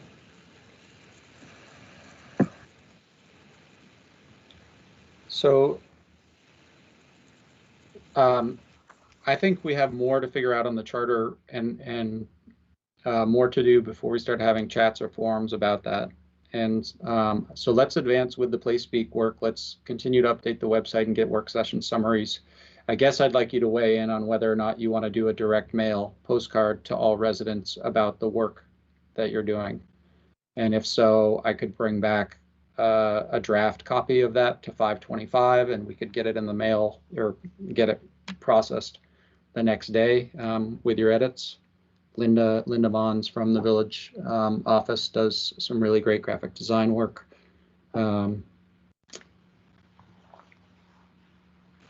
What do people feel like on that?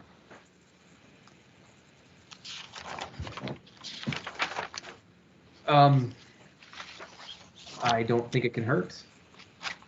again, if it's within the budget, then I see it as helpful, as we just heard from Lori and Karen about the need to ensure that residents are informed in this process. I think it helps with that. I think many residents are already aware of what's going on. I think this could hopefully be a good way to get those who are not engaged in the process currently to re-engage in this, and to also just make sure that they understand what's going on. Can I comment? Go ahead, Dan.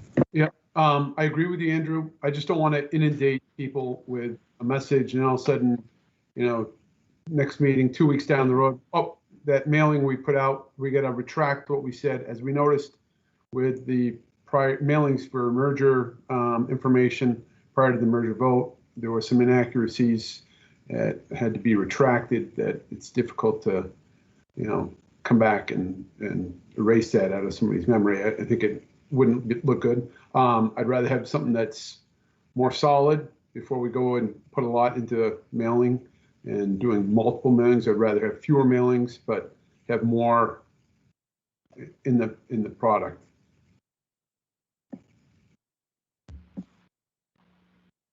I think that's fair, Dan. Why don't we draft something for 525 and then make that determination? Is there not enough there? Should we wait a few more weeks, or have a few more meetings, have the half-day, couple of half-day retreats, and then do we have something more substantive to offer mid-June or late June? So let's get something drafted, and then you guys can evaluate next time. Sounds good. Okay, that is all that was on the work session. If you jump to, hopefully folks saw, if you get through the rest, there is just some summary data on the Vermont cities, the 9 existing Vermont cities, so people can read a little bit into those. If you go through and find in this chart that something is not exactly accurate, that's possible. If anybody's done any exploration on municipal websites, it's not always easy to understand. So hopefully it is close enough to accurate that it gives you just a glimmer into some of the different options that are out there.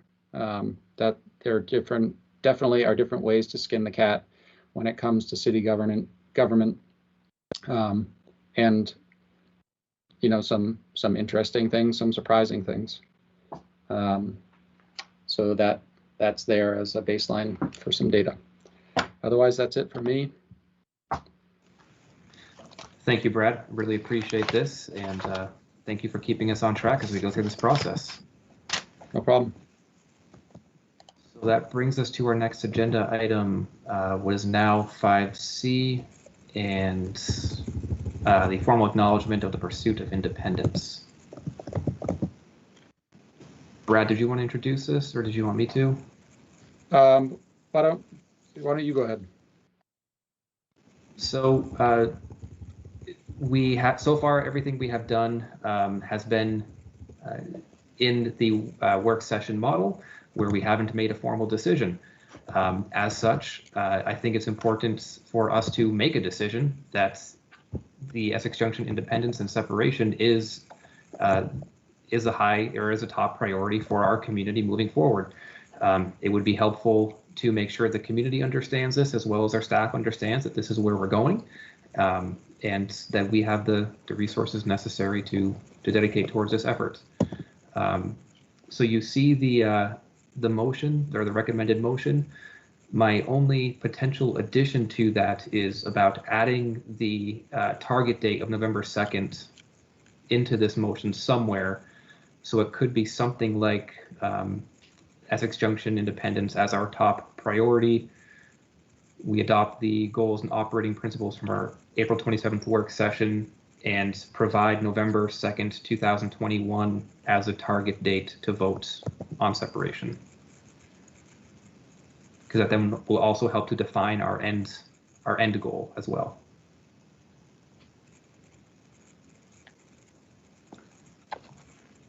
So trustees, any questions, comments, concerns, etc.?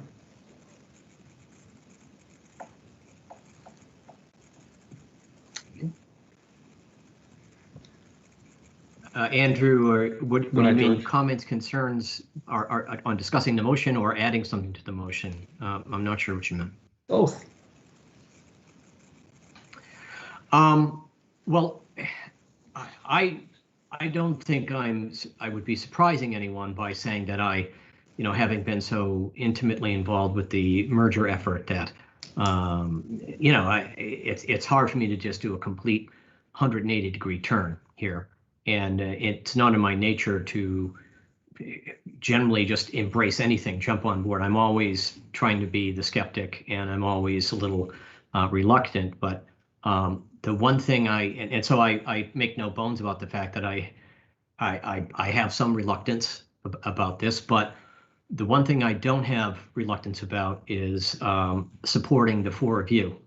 And also I don't have any reluctance that we need to, or as a board, either need to acknowledge and pursue the resolution that was put to us, even though it was a non-binding resolution, nevertheless. So if I can't commit myself to that wholeheartedly and commit myself to the rest of the board wholeheartedly, then I shouldn't be on the board, and I want to be on the board for a little while longer. So I just wanted to make that statement. But I will say, I have had some people call me.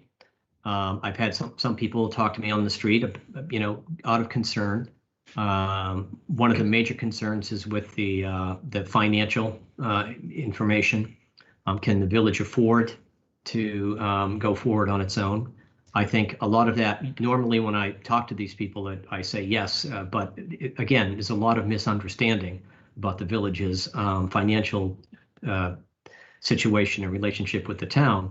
And so I think it's very, very important early on to get that information out there, because people don't understand when they see it's the Essex Town Police, it's the Essex Town Assessor, it's the Essex Town Health Officer. They really, truly don't understand that we pay for 45 to 50% of the cost of those things. There's really a sense of the town being this sort of overarching protective shell, and they don't really understand that we're actually providing half the cost of that protective shell. So with that being said, I will support this motion. Thank you, George. And I do want to make sure it's clear for, not necessarily you, I guess for everybody else listening. With this motion, the intent isn't to say that we are voting on separation today as a board, that we are saying to the community that yes, we absolutely are separating. That hasn't happened yet. We're still moving forward with the process to put the charter together to explore and understand. So this isn't the big formal vote, if you will. Just it's setting us up for that point. Yep.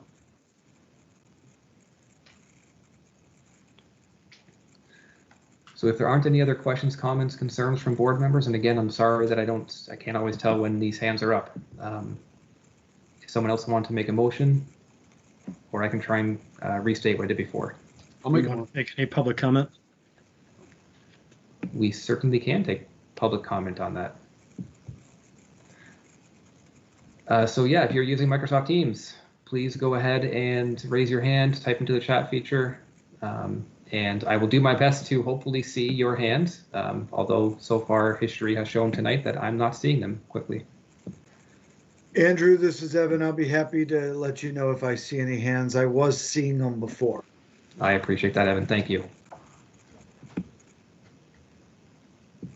I see no hands yet.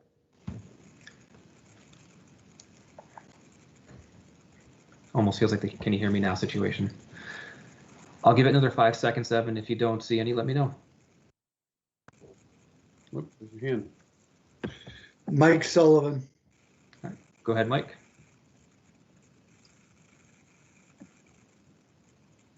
Mike, you have to unmute. Andrew, please restate what you're exactly asking input on. This motion in front of us about the Board of Trustees adopting the Essex Junction Independence as our top priority. I highly and emphatically endorse it. Thank you, Mike.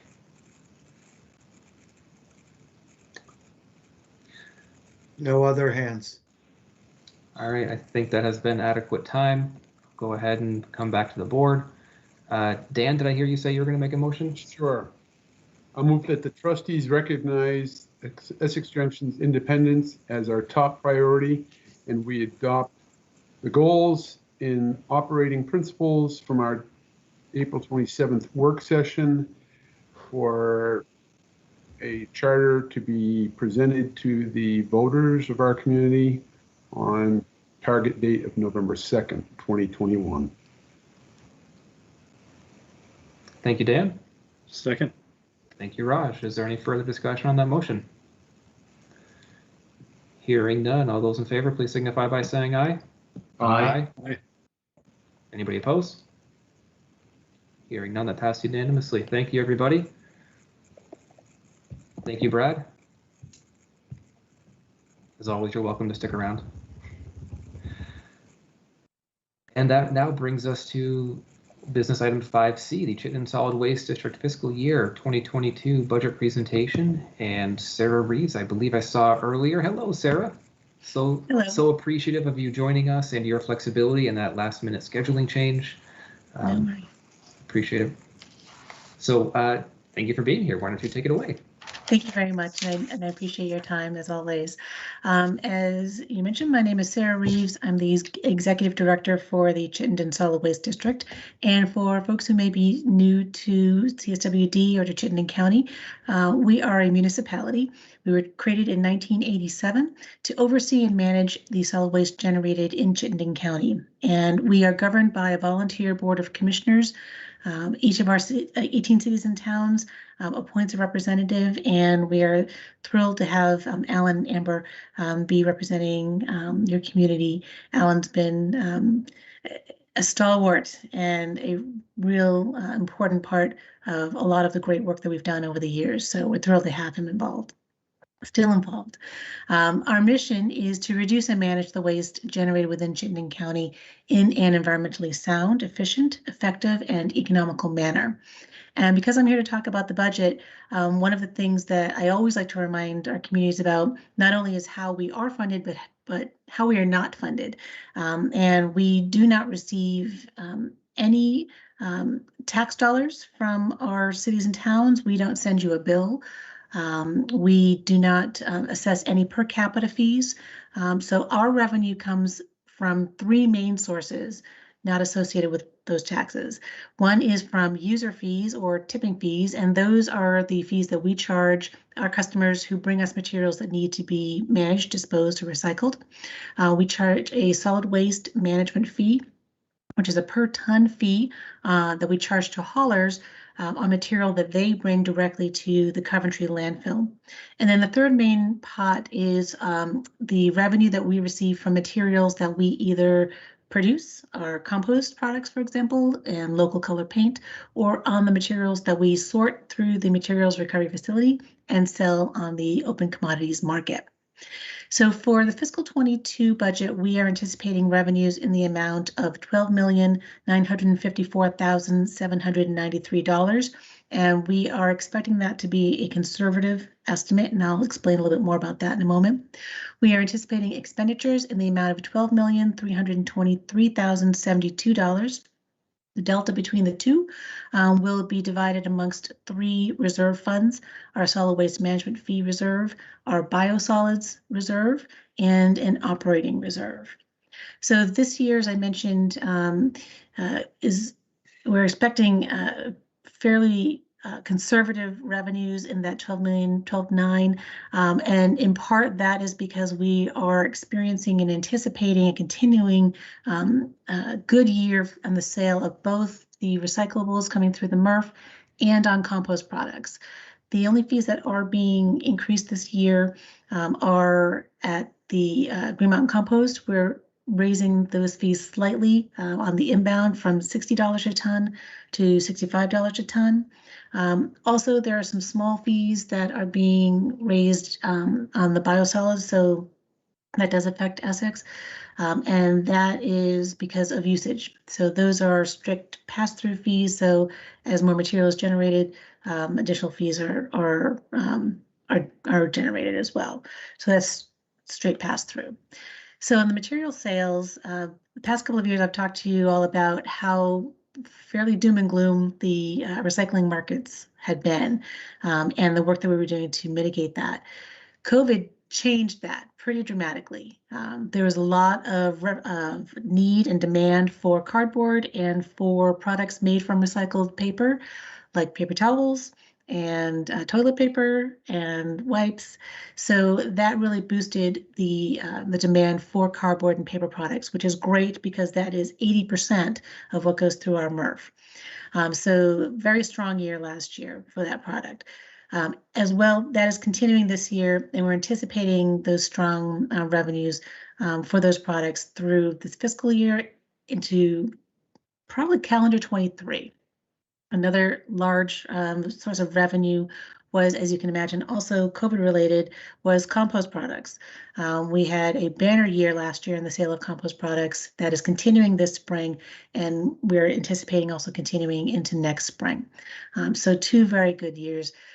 Which is why we're saying we're anticipating a conservative revenue. I think that we will exceed that amount.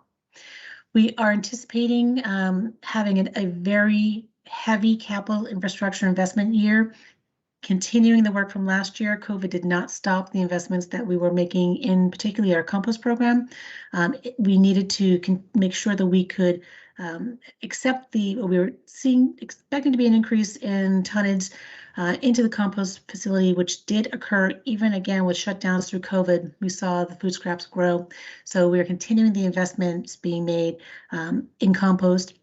We are also anticipating doing some repairs and necessary upgrades to 2, maybe 3 of our drop-off centers in this fiscal year. We're doing some work in Essex this fiscal year, which may continue into the next, into fiscal 22, also making improvements in Milton and in Richmond. We are also anticipating beginning work on permitting and design work for a new materials recovery facility. I will be bringing that proposal to my board for their approval in the next month or so by the end of the fiscal year, so that we can receive the official approval from the board to move forward with the new MRF. If that approval is given, then I will come back out to all of our cities and towns, and we'll be doing a lot more engagement with the local communities on that project. That project, there's a brief one-pager in your packet. It is a very large infrastructure project in the tune of about $20 million. We do not have that in the bank. So we may be looking to come to our communities in November of 2022 asking for a municipal bond. I am actively pursuing the earmarks avenue that has just been announced by our federal delegation. So that will be our first line as far as how being able to receive some federal dollars for that infrastructure investment. If we are not awarded that money, then we will be coming to the cities and towns with a bond vote. Again, much more information all along the way regarding that. And with that, I know you're pressed for time. Those are the main highlights. I do want to open up for questions and comments that you may have. Thank you, Sarah. One question that I had is, with a new MRF, does that allow for the expansion of additional recyclable products? Because I can think of things like those what I think of as paper milk cartons that have the plastic liner that I can't recycle. Yes, and so the way we sort things at the MRF now is all by hand. So we have very limited ability as humans just to see differentiation between plastics and different products. So yes, that is the hope. By bringing in 21st century technology will be able to actually make it a much more efficient and effective facility. We will be able to actually make the job better because we will be continue to retain the employees. They will just transition into quality control, and that will allow us, because the machines can see different things much better than the human eye, to expand the amount of types of materials that we can collect. Cartons is one item that we could be looking at. Other items are certain types of black plastic that just could not be sorted. Another item could be to be able to better sort things like we take yogurt containers and things like that now, but we could be able to better sort those into its own particular load, and then that commands a higher value. There are different kinds of like takeout to-go containers that are the same material as a water bottle, but we can't grab that really well now. A machine could do that. So yes, so that is one of the things that we're very excited about, is to be able to pull more materials out of the landfill bound waste stream and get it into the recycling stream. Yes. That's great. It's great to hear about the turn in paper, as I remember in previous presentations, that was a giant concern, especially when China stopped paying for it. Huge, huge. And that is the direct result, again, of COVID and demand, but also of investment in this country in mills. So additionally, new technology at the MRF could help us to even more, to better sort that paper products to be able to meet domestic mill requirements. So that is also a goal of that facility. Sounds great. George, I actually see a hand so go ahead. Yes, thanks, Sarah. Sarah, two questions. Number one, I just wanted to get an update on how the food waste disposal regulation that you have in place. I personally had a lot of doubts about it, but it seems like it's going smoothly. Second of all, probably really dumb question, but again, that's something we're here to do. Why I so frequently when I set off for the landfill, I also have a big bucket of cans that I'm bringing to the local beverage store to recycle. Why don't you take those? I'd be happy to let you take the money. I'll just bring them to you, and you can sort them, and you can keep the profits. Any thought? Is something you don't want to do, or you're not allowed to do? Great questions. Not dumb at all. So as far as redeemables, we used to have a container at our drop-off centers that we would take the returnables. And when we were reconfiguring things for COVID, I think that was one of the containers that came out. But I will talk to our drop-off center managers and see if that's something that we can bring back. If you do want to leave them with us, they will get recycled. So they'll just go right to our materials recovery facility, and they'll be baled with the other bottles and cans. And so that's not an issue. But we did used to have a separate one for the deposits. Yeah. Okay, So, I didn't realize that. yeah, no. So we, but you're not missing it because it was removed. So, but I will ask about that and see if that's something we want to bring back in. We would make about $6,000 a year, so not nothing. So I will ask about that for sure. Can I ask you a clarifying question about the food waste disposal question? Can you give me a little more? I mean, the food, the vegetable, no longer being allowed to put, apple peels, so forth, in household garbage. Okay, so yeah, so that is actually the state's law. So that's Act 148. That's the last bit of that piece, where all food scraps generated by all generators need to be kept out of the trash.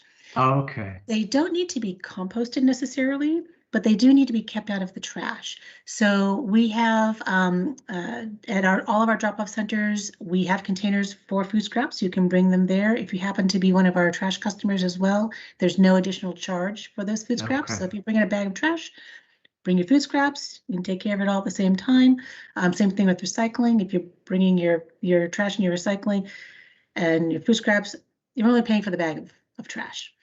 So that is available. Some folks also do, if you have a subscribe for a hauler, haulers are offering those services. There's been a lot more smaller haulers that that's all they do. And that business has grown Right. dramatically in Chittenden County. So you have some options there for sure. Okay, And totally thank you. backyard most you can. Yeah, good questions. Thank you. Yep. Go ahead, Dan. Yes, it's the same question I ask every year. I haul my own trash over to the transfer station, and for payment purposes, are you going to get to a point pretty soon where point of sale or debit card or credit card could be utilized?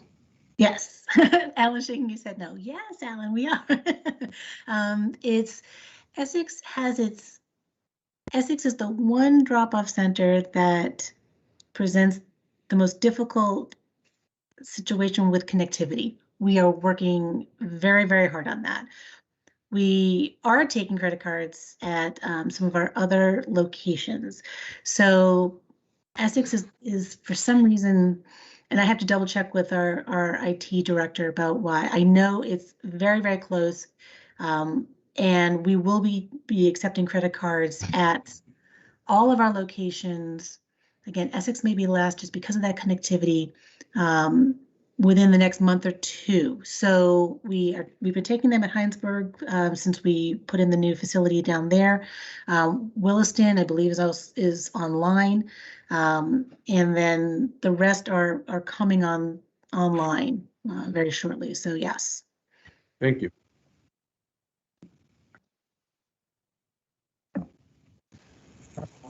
Trustees, any other questions? Alan, Amber, anything else that we should know?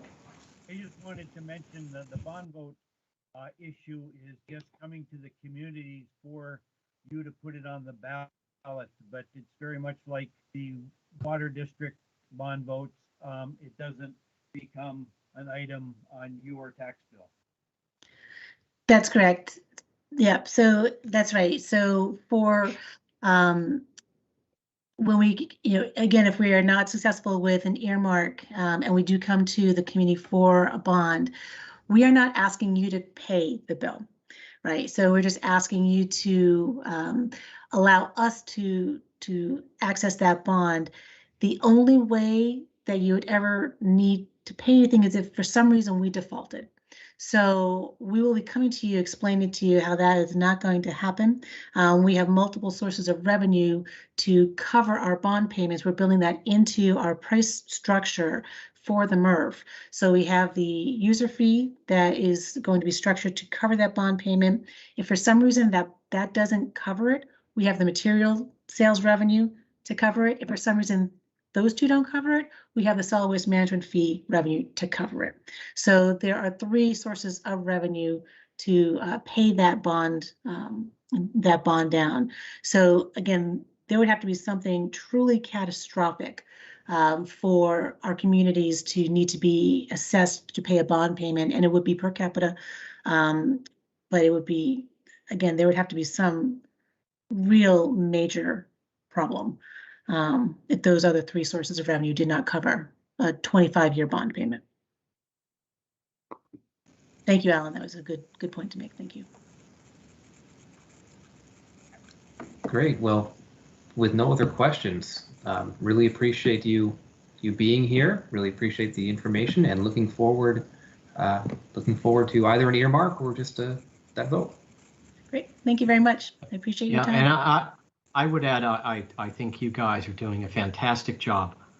When someone is working off and everything is going smoothly, and doesn't make a lot of noise, and yet everything is working fine, you know that someone is really dedicated and working hard and doing a great job. And Al, we really appreciate you representing us too. Thank you. Mm-hmm. Thank you, George. I appreciate that. Yep. Great. Sarah, Alan, thank you so much. Thank you. Take care. You too. Okay. And that will now bring us into the consent agenda.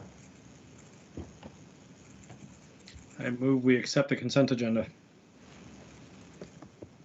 Second. Thank you, Amber. Any discussion on the motion? Hearing none, all those in favor signify by saying aye. Aye. Aye. Aye. Anybody opposed? Reading file, board member comments. Can I jump Go ahead, in here, George. Andrew? This is borderline reading file material, but I thought I would bring it to your attention, and I was mentioning it to Andrew and Evan at the beginning of the meeting. Robin and Rick Hamlin and I met with the Amtrak people about the major upgrade that's about to happen to the train, the Amtrak station platform. It is a one-year work schedule. It's going to be starting supposedly in about 2 to 3 weeks. It's going to be 2 phases. The first phase is going to be they're going to rebuild the interior of the station. They're not going to touch the switching or the electronic part, but the interior of the Amtrak station, and then the entire apron around the Amtrak station. And they're going to do some of the demolition and get ready for phase 2, which is a new platform that runs the entire, almost from Central Street to Main Street. And the reason I'm mentioning it is because it is going to be significantly disruptive to the entire Railroad Ave area. They have asked for, they're going to need a lot of parking. They're going to need to put a construction trailer there. They're going to need a place. They've already figured out a place to store waste as they bring stuff up. They have to test it before they can move it off site. So this, so I just wanted to let everyone know that they're going to be sending us materials and that we're going to be ultimately needing to agree to, but they have their eye on taking up much of, if not all of, Ivy Lane for their parking. I did note to them that it's unfortunate that one branch of the federal government doesn't talk to the other branch, because the Fish and Wildlife Building would make a great spot for them to store a lot of stuff. But we all just said that's probably not going to, that would probably take several years to have that conversation. So that's probably not going to happen. But I did want to bring it to your attention because it might require a little bit of discussion at the board level, seeing how much space they actually want for parking. And how we're going to notify the businesses on Railroad Avenue. So just wanted to mention that. That's coming real soon. Appreciate Thanks. it, George. Yeah, really appreciate the update and appreciate you being a part of that. Yeah. So thank you. Yep. Just got a quick thing. I participated or listened into the last Economic Development Commission meeting. It's probably a couple weeks ago. Robin gave a very detailed update on a lot of what's going on in the community from development from the village point of view. A lot of it was new to me. So just reiterating a call for just quick bulleted updates like that for us. Maybe once a month would be great, or more, maybe once a meeting. And I know he's a busy guy, but if it can be delivered to the EDC, maybe you can write one thing up and give it to both so that we know what's up. That's it. Along those lines, one of the things that I've asked for in the past, I'd like to see us receive again, is when village committees met, we used to receive in our packet the minutes from those meetings. I'd love for that to happen again. It's a great way for us to ensure that we are informed as to what's going on within the committees. And so I'd love for that to be included within our packets again.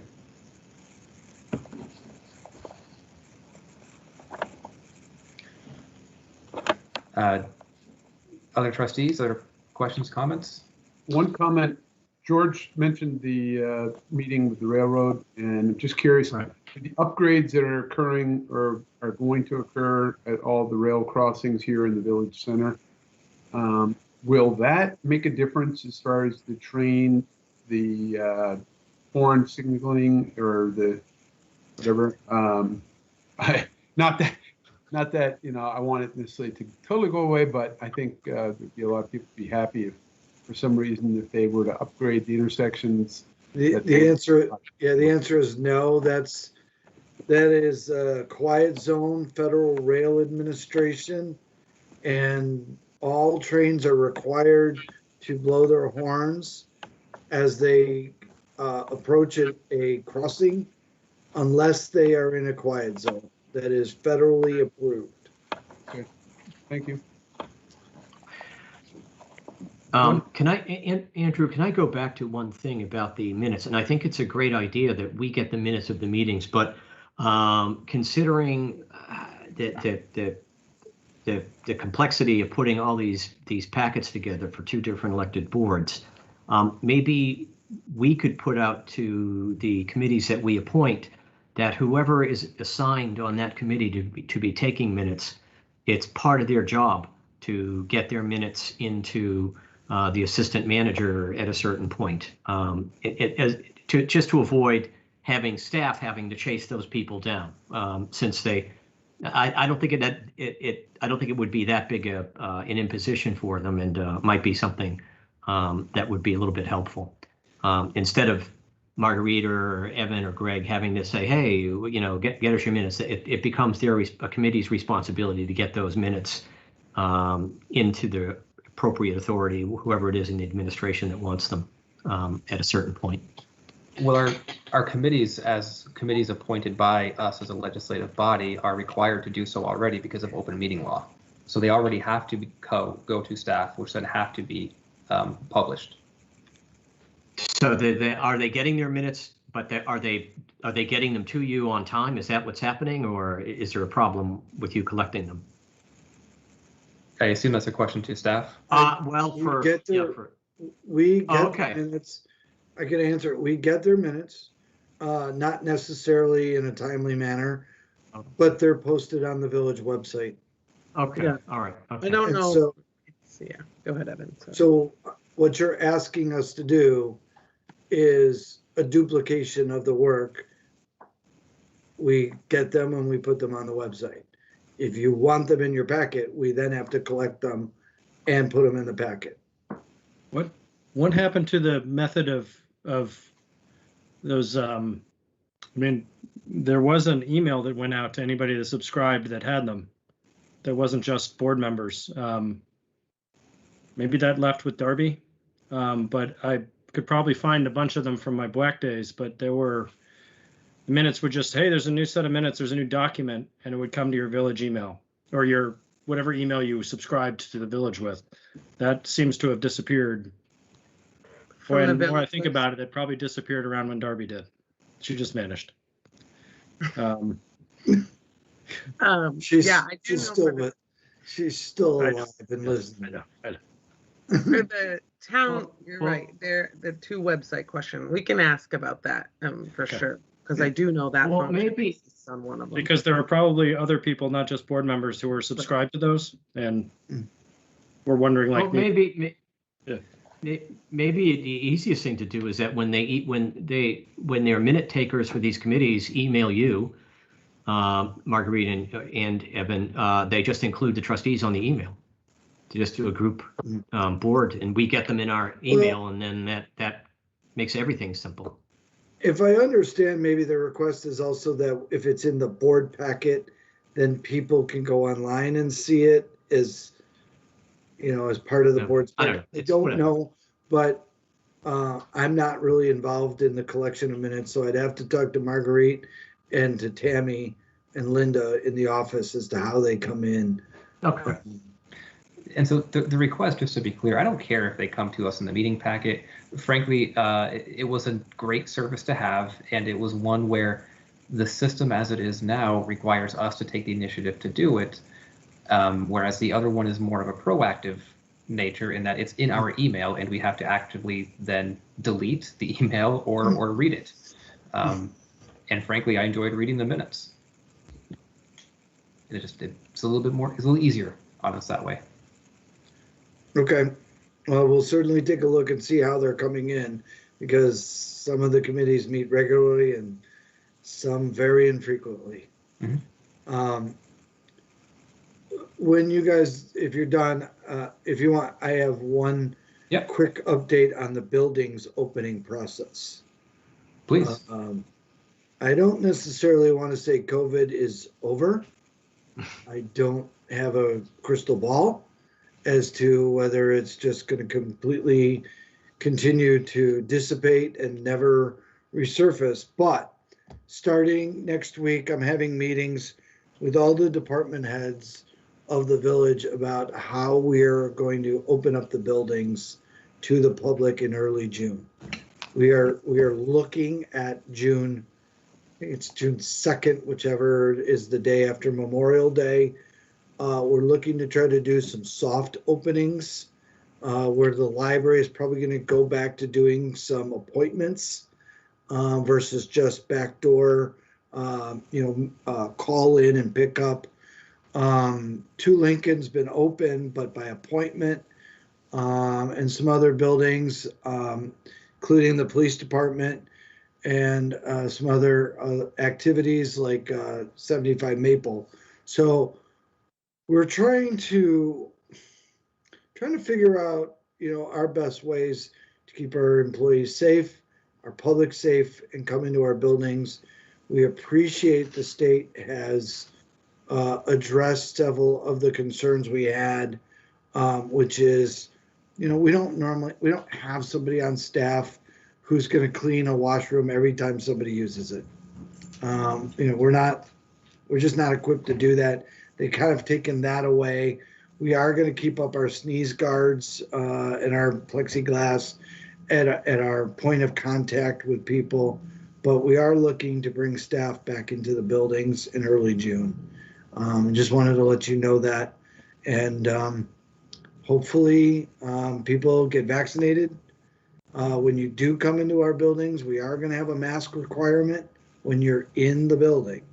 If you're outside the building, you can take your mask off, but inside the building, we'd like you to wear your mask, at least for the next month or so until CDC guidance or state guidance addresses that. And so I just wanted to keep the board updated on that, and we will be coming out with a little bit more information after I get more details from the department heads of how they feel they can do a safe, soft opening of their departments. And I could answer any questions. Thank you, Evan. Really do appreciate that, and also appreciate what you've been able to do so far to help keep staff in the community safe. It's been a very large team effort, but thank you. And I appreciate the patience of the public. I mean, yes, we've had a couple of complaints, and yes, we would have liked to have done everything perfectly, but through these extraordinary times, I think we've kept the village services up to a high standard. We're currently working on Densmore to work on that big, large project. And for those who keep asking, those large cylinders are the bypass stormwater tubes. Yes, it is going to be in concrete, and like we promised, but they do have to get a large volume of water around a work area that's the size of about 70 feet long by about 20 feet wide. And if you could imagine the amount of water that goes through there in just a simple, 1/4 inch, 1/2 inch rain, it's a 1/4 inch or 1/2 inch rain falling over several miles of a floodplain. So it just comes rushing right through there. So, but that's what we've been doing. And thank you for your kind words. But yeah, we're hoping that as the numbers have fallen dramatically, restaurants are start opening.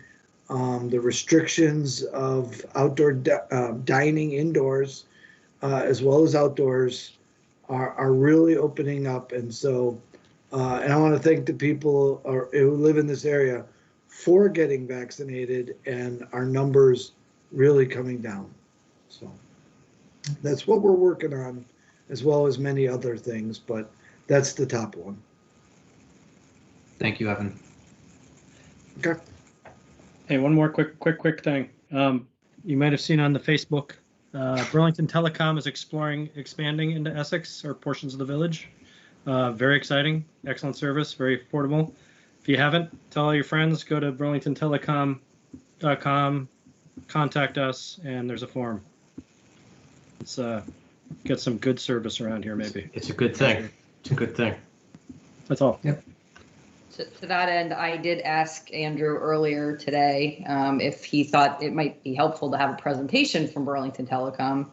As most Well, folks know I did work for them for 10 years and they are still a client of mine. So I have that in the works, but I'm not sure that they're ready to do that right this minute. Okay.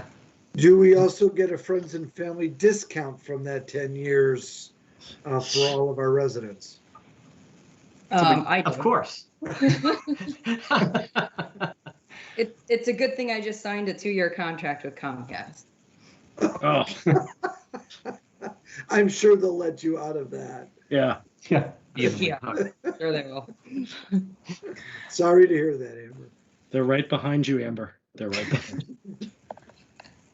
All right. Any other comments?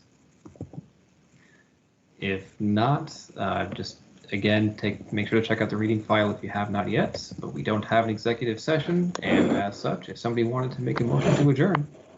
I move we adjourn. Thank you, Raj. Second. Nice job, Dan. Any further questions, comments on that? Hearing none, all those in favor signify by saying aye. Aye. Aye. Anybody opposed? All right. Have a good night, everybody. Thank you for sticking with us. Thanks, Marguerite and Evan. Good night. Night. Have a-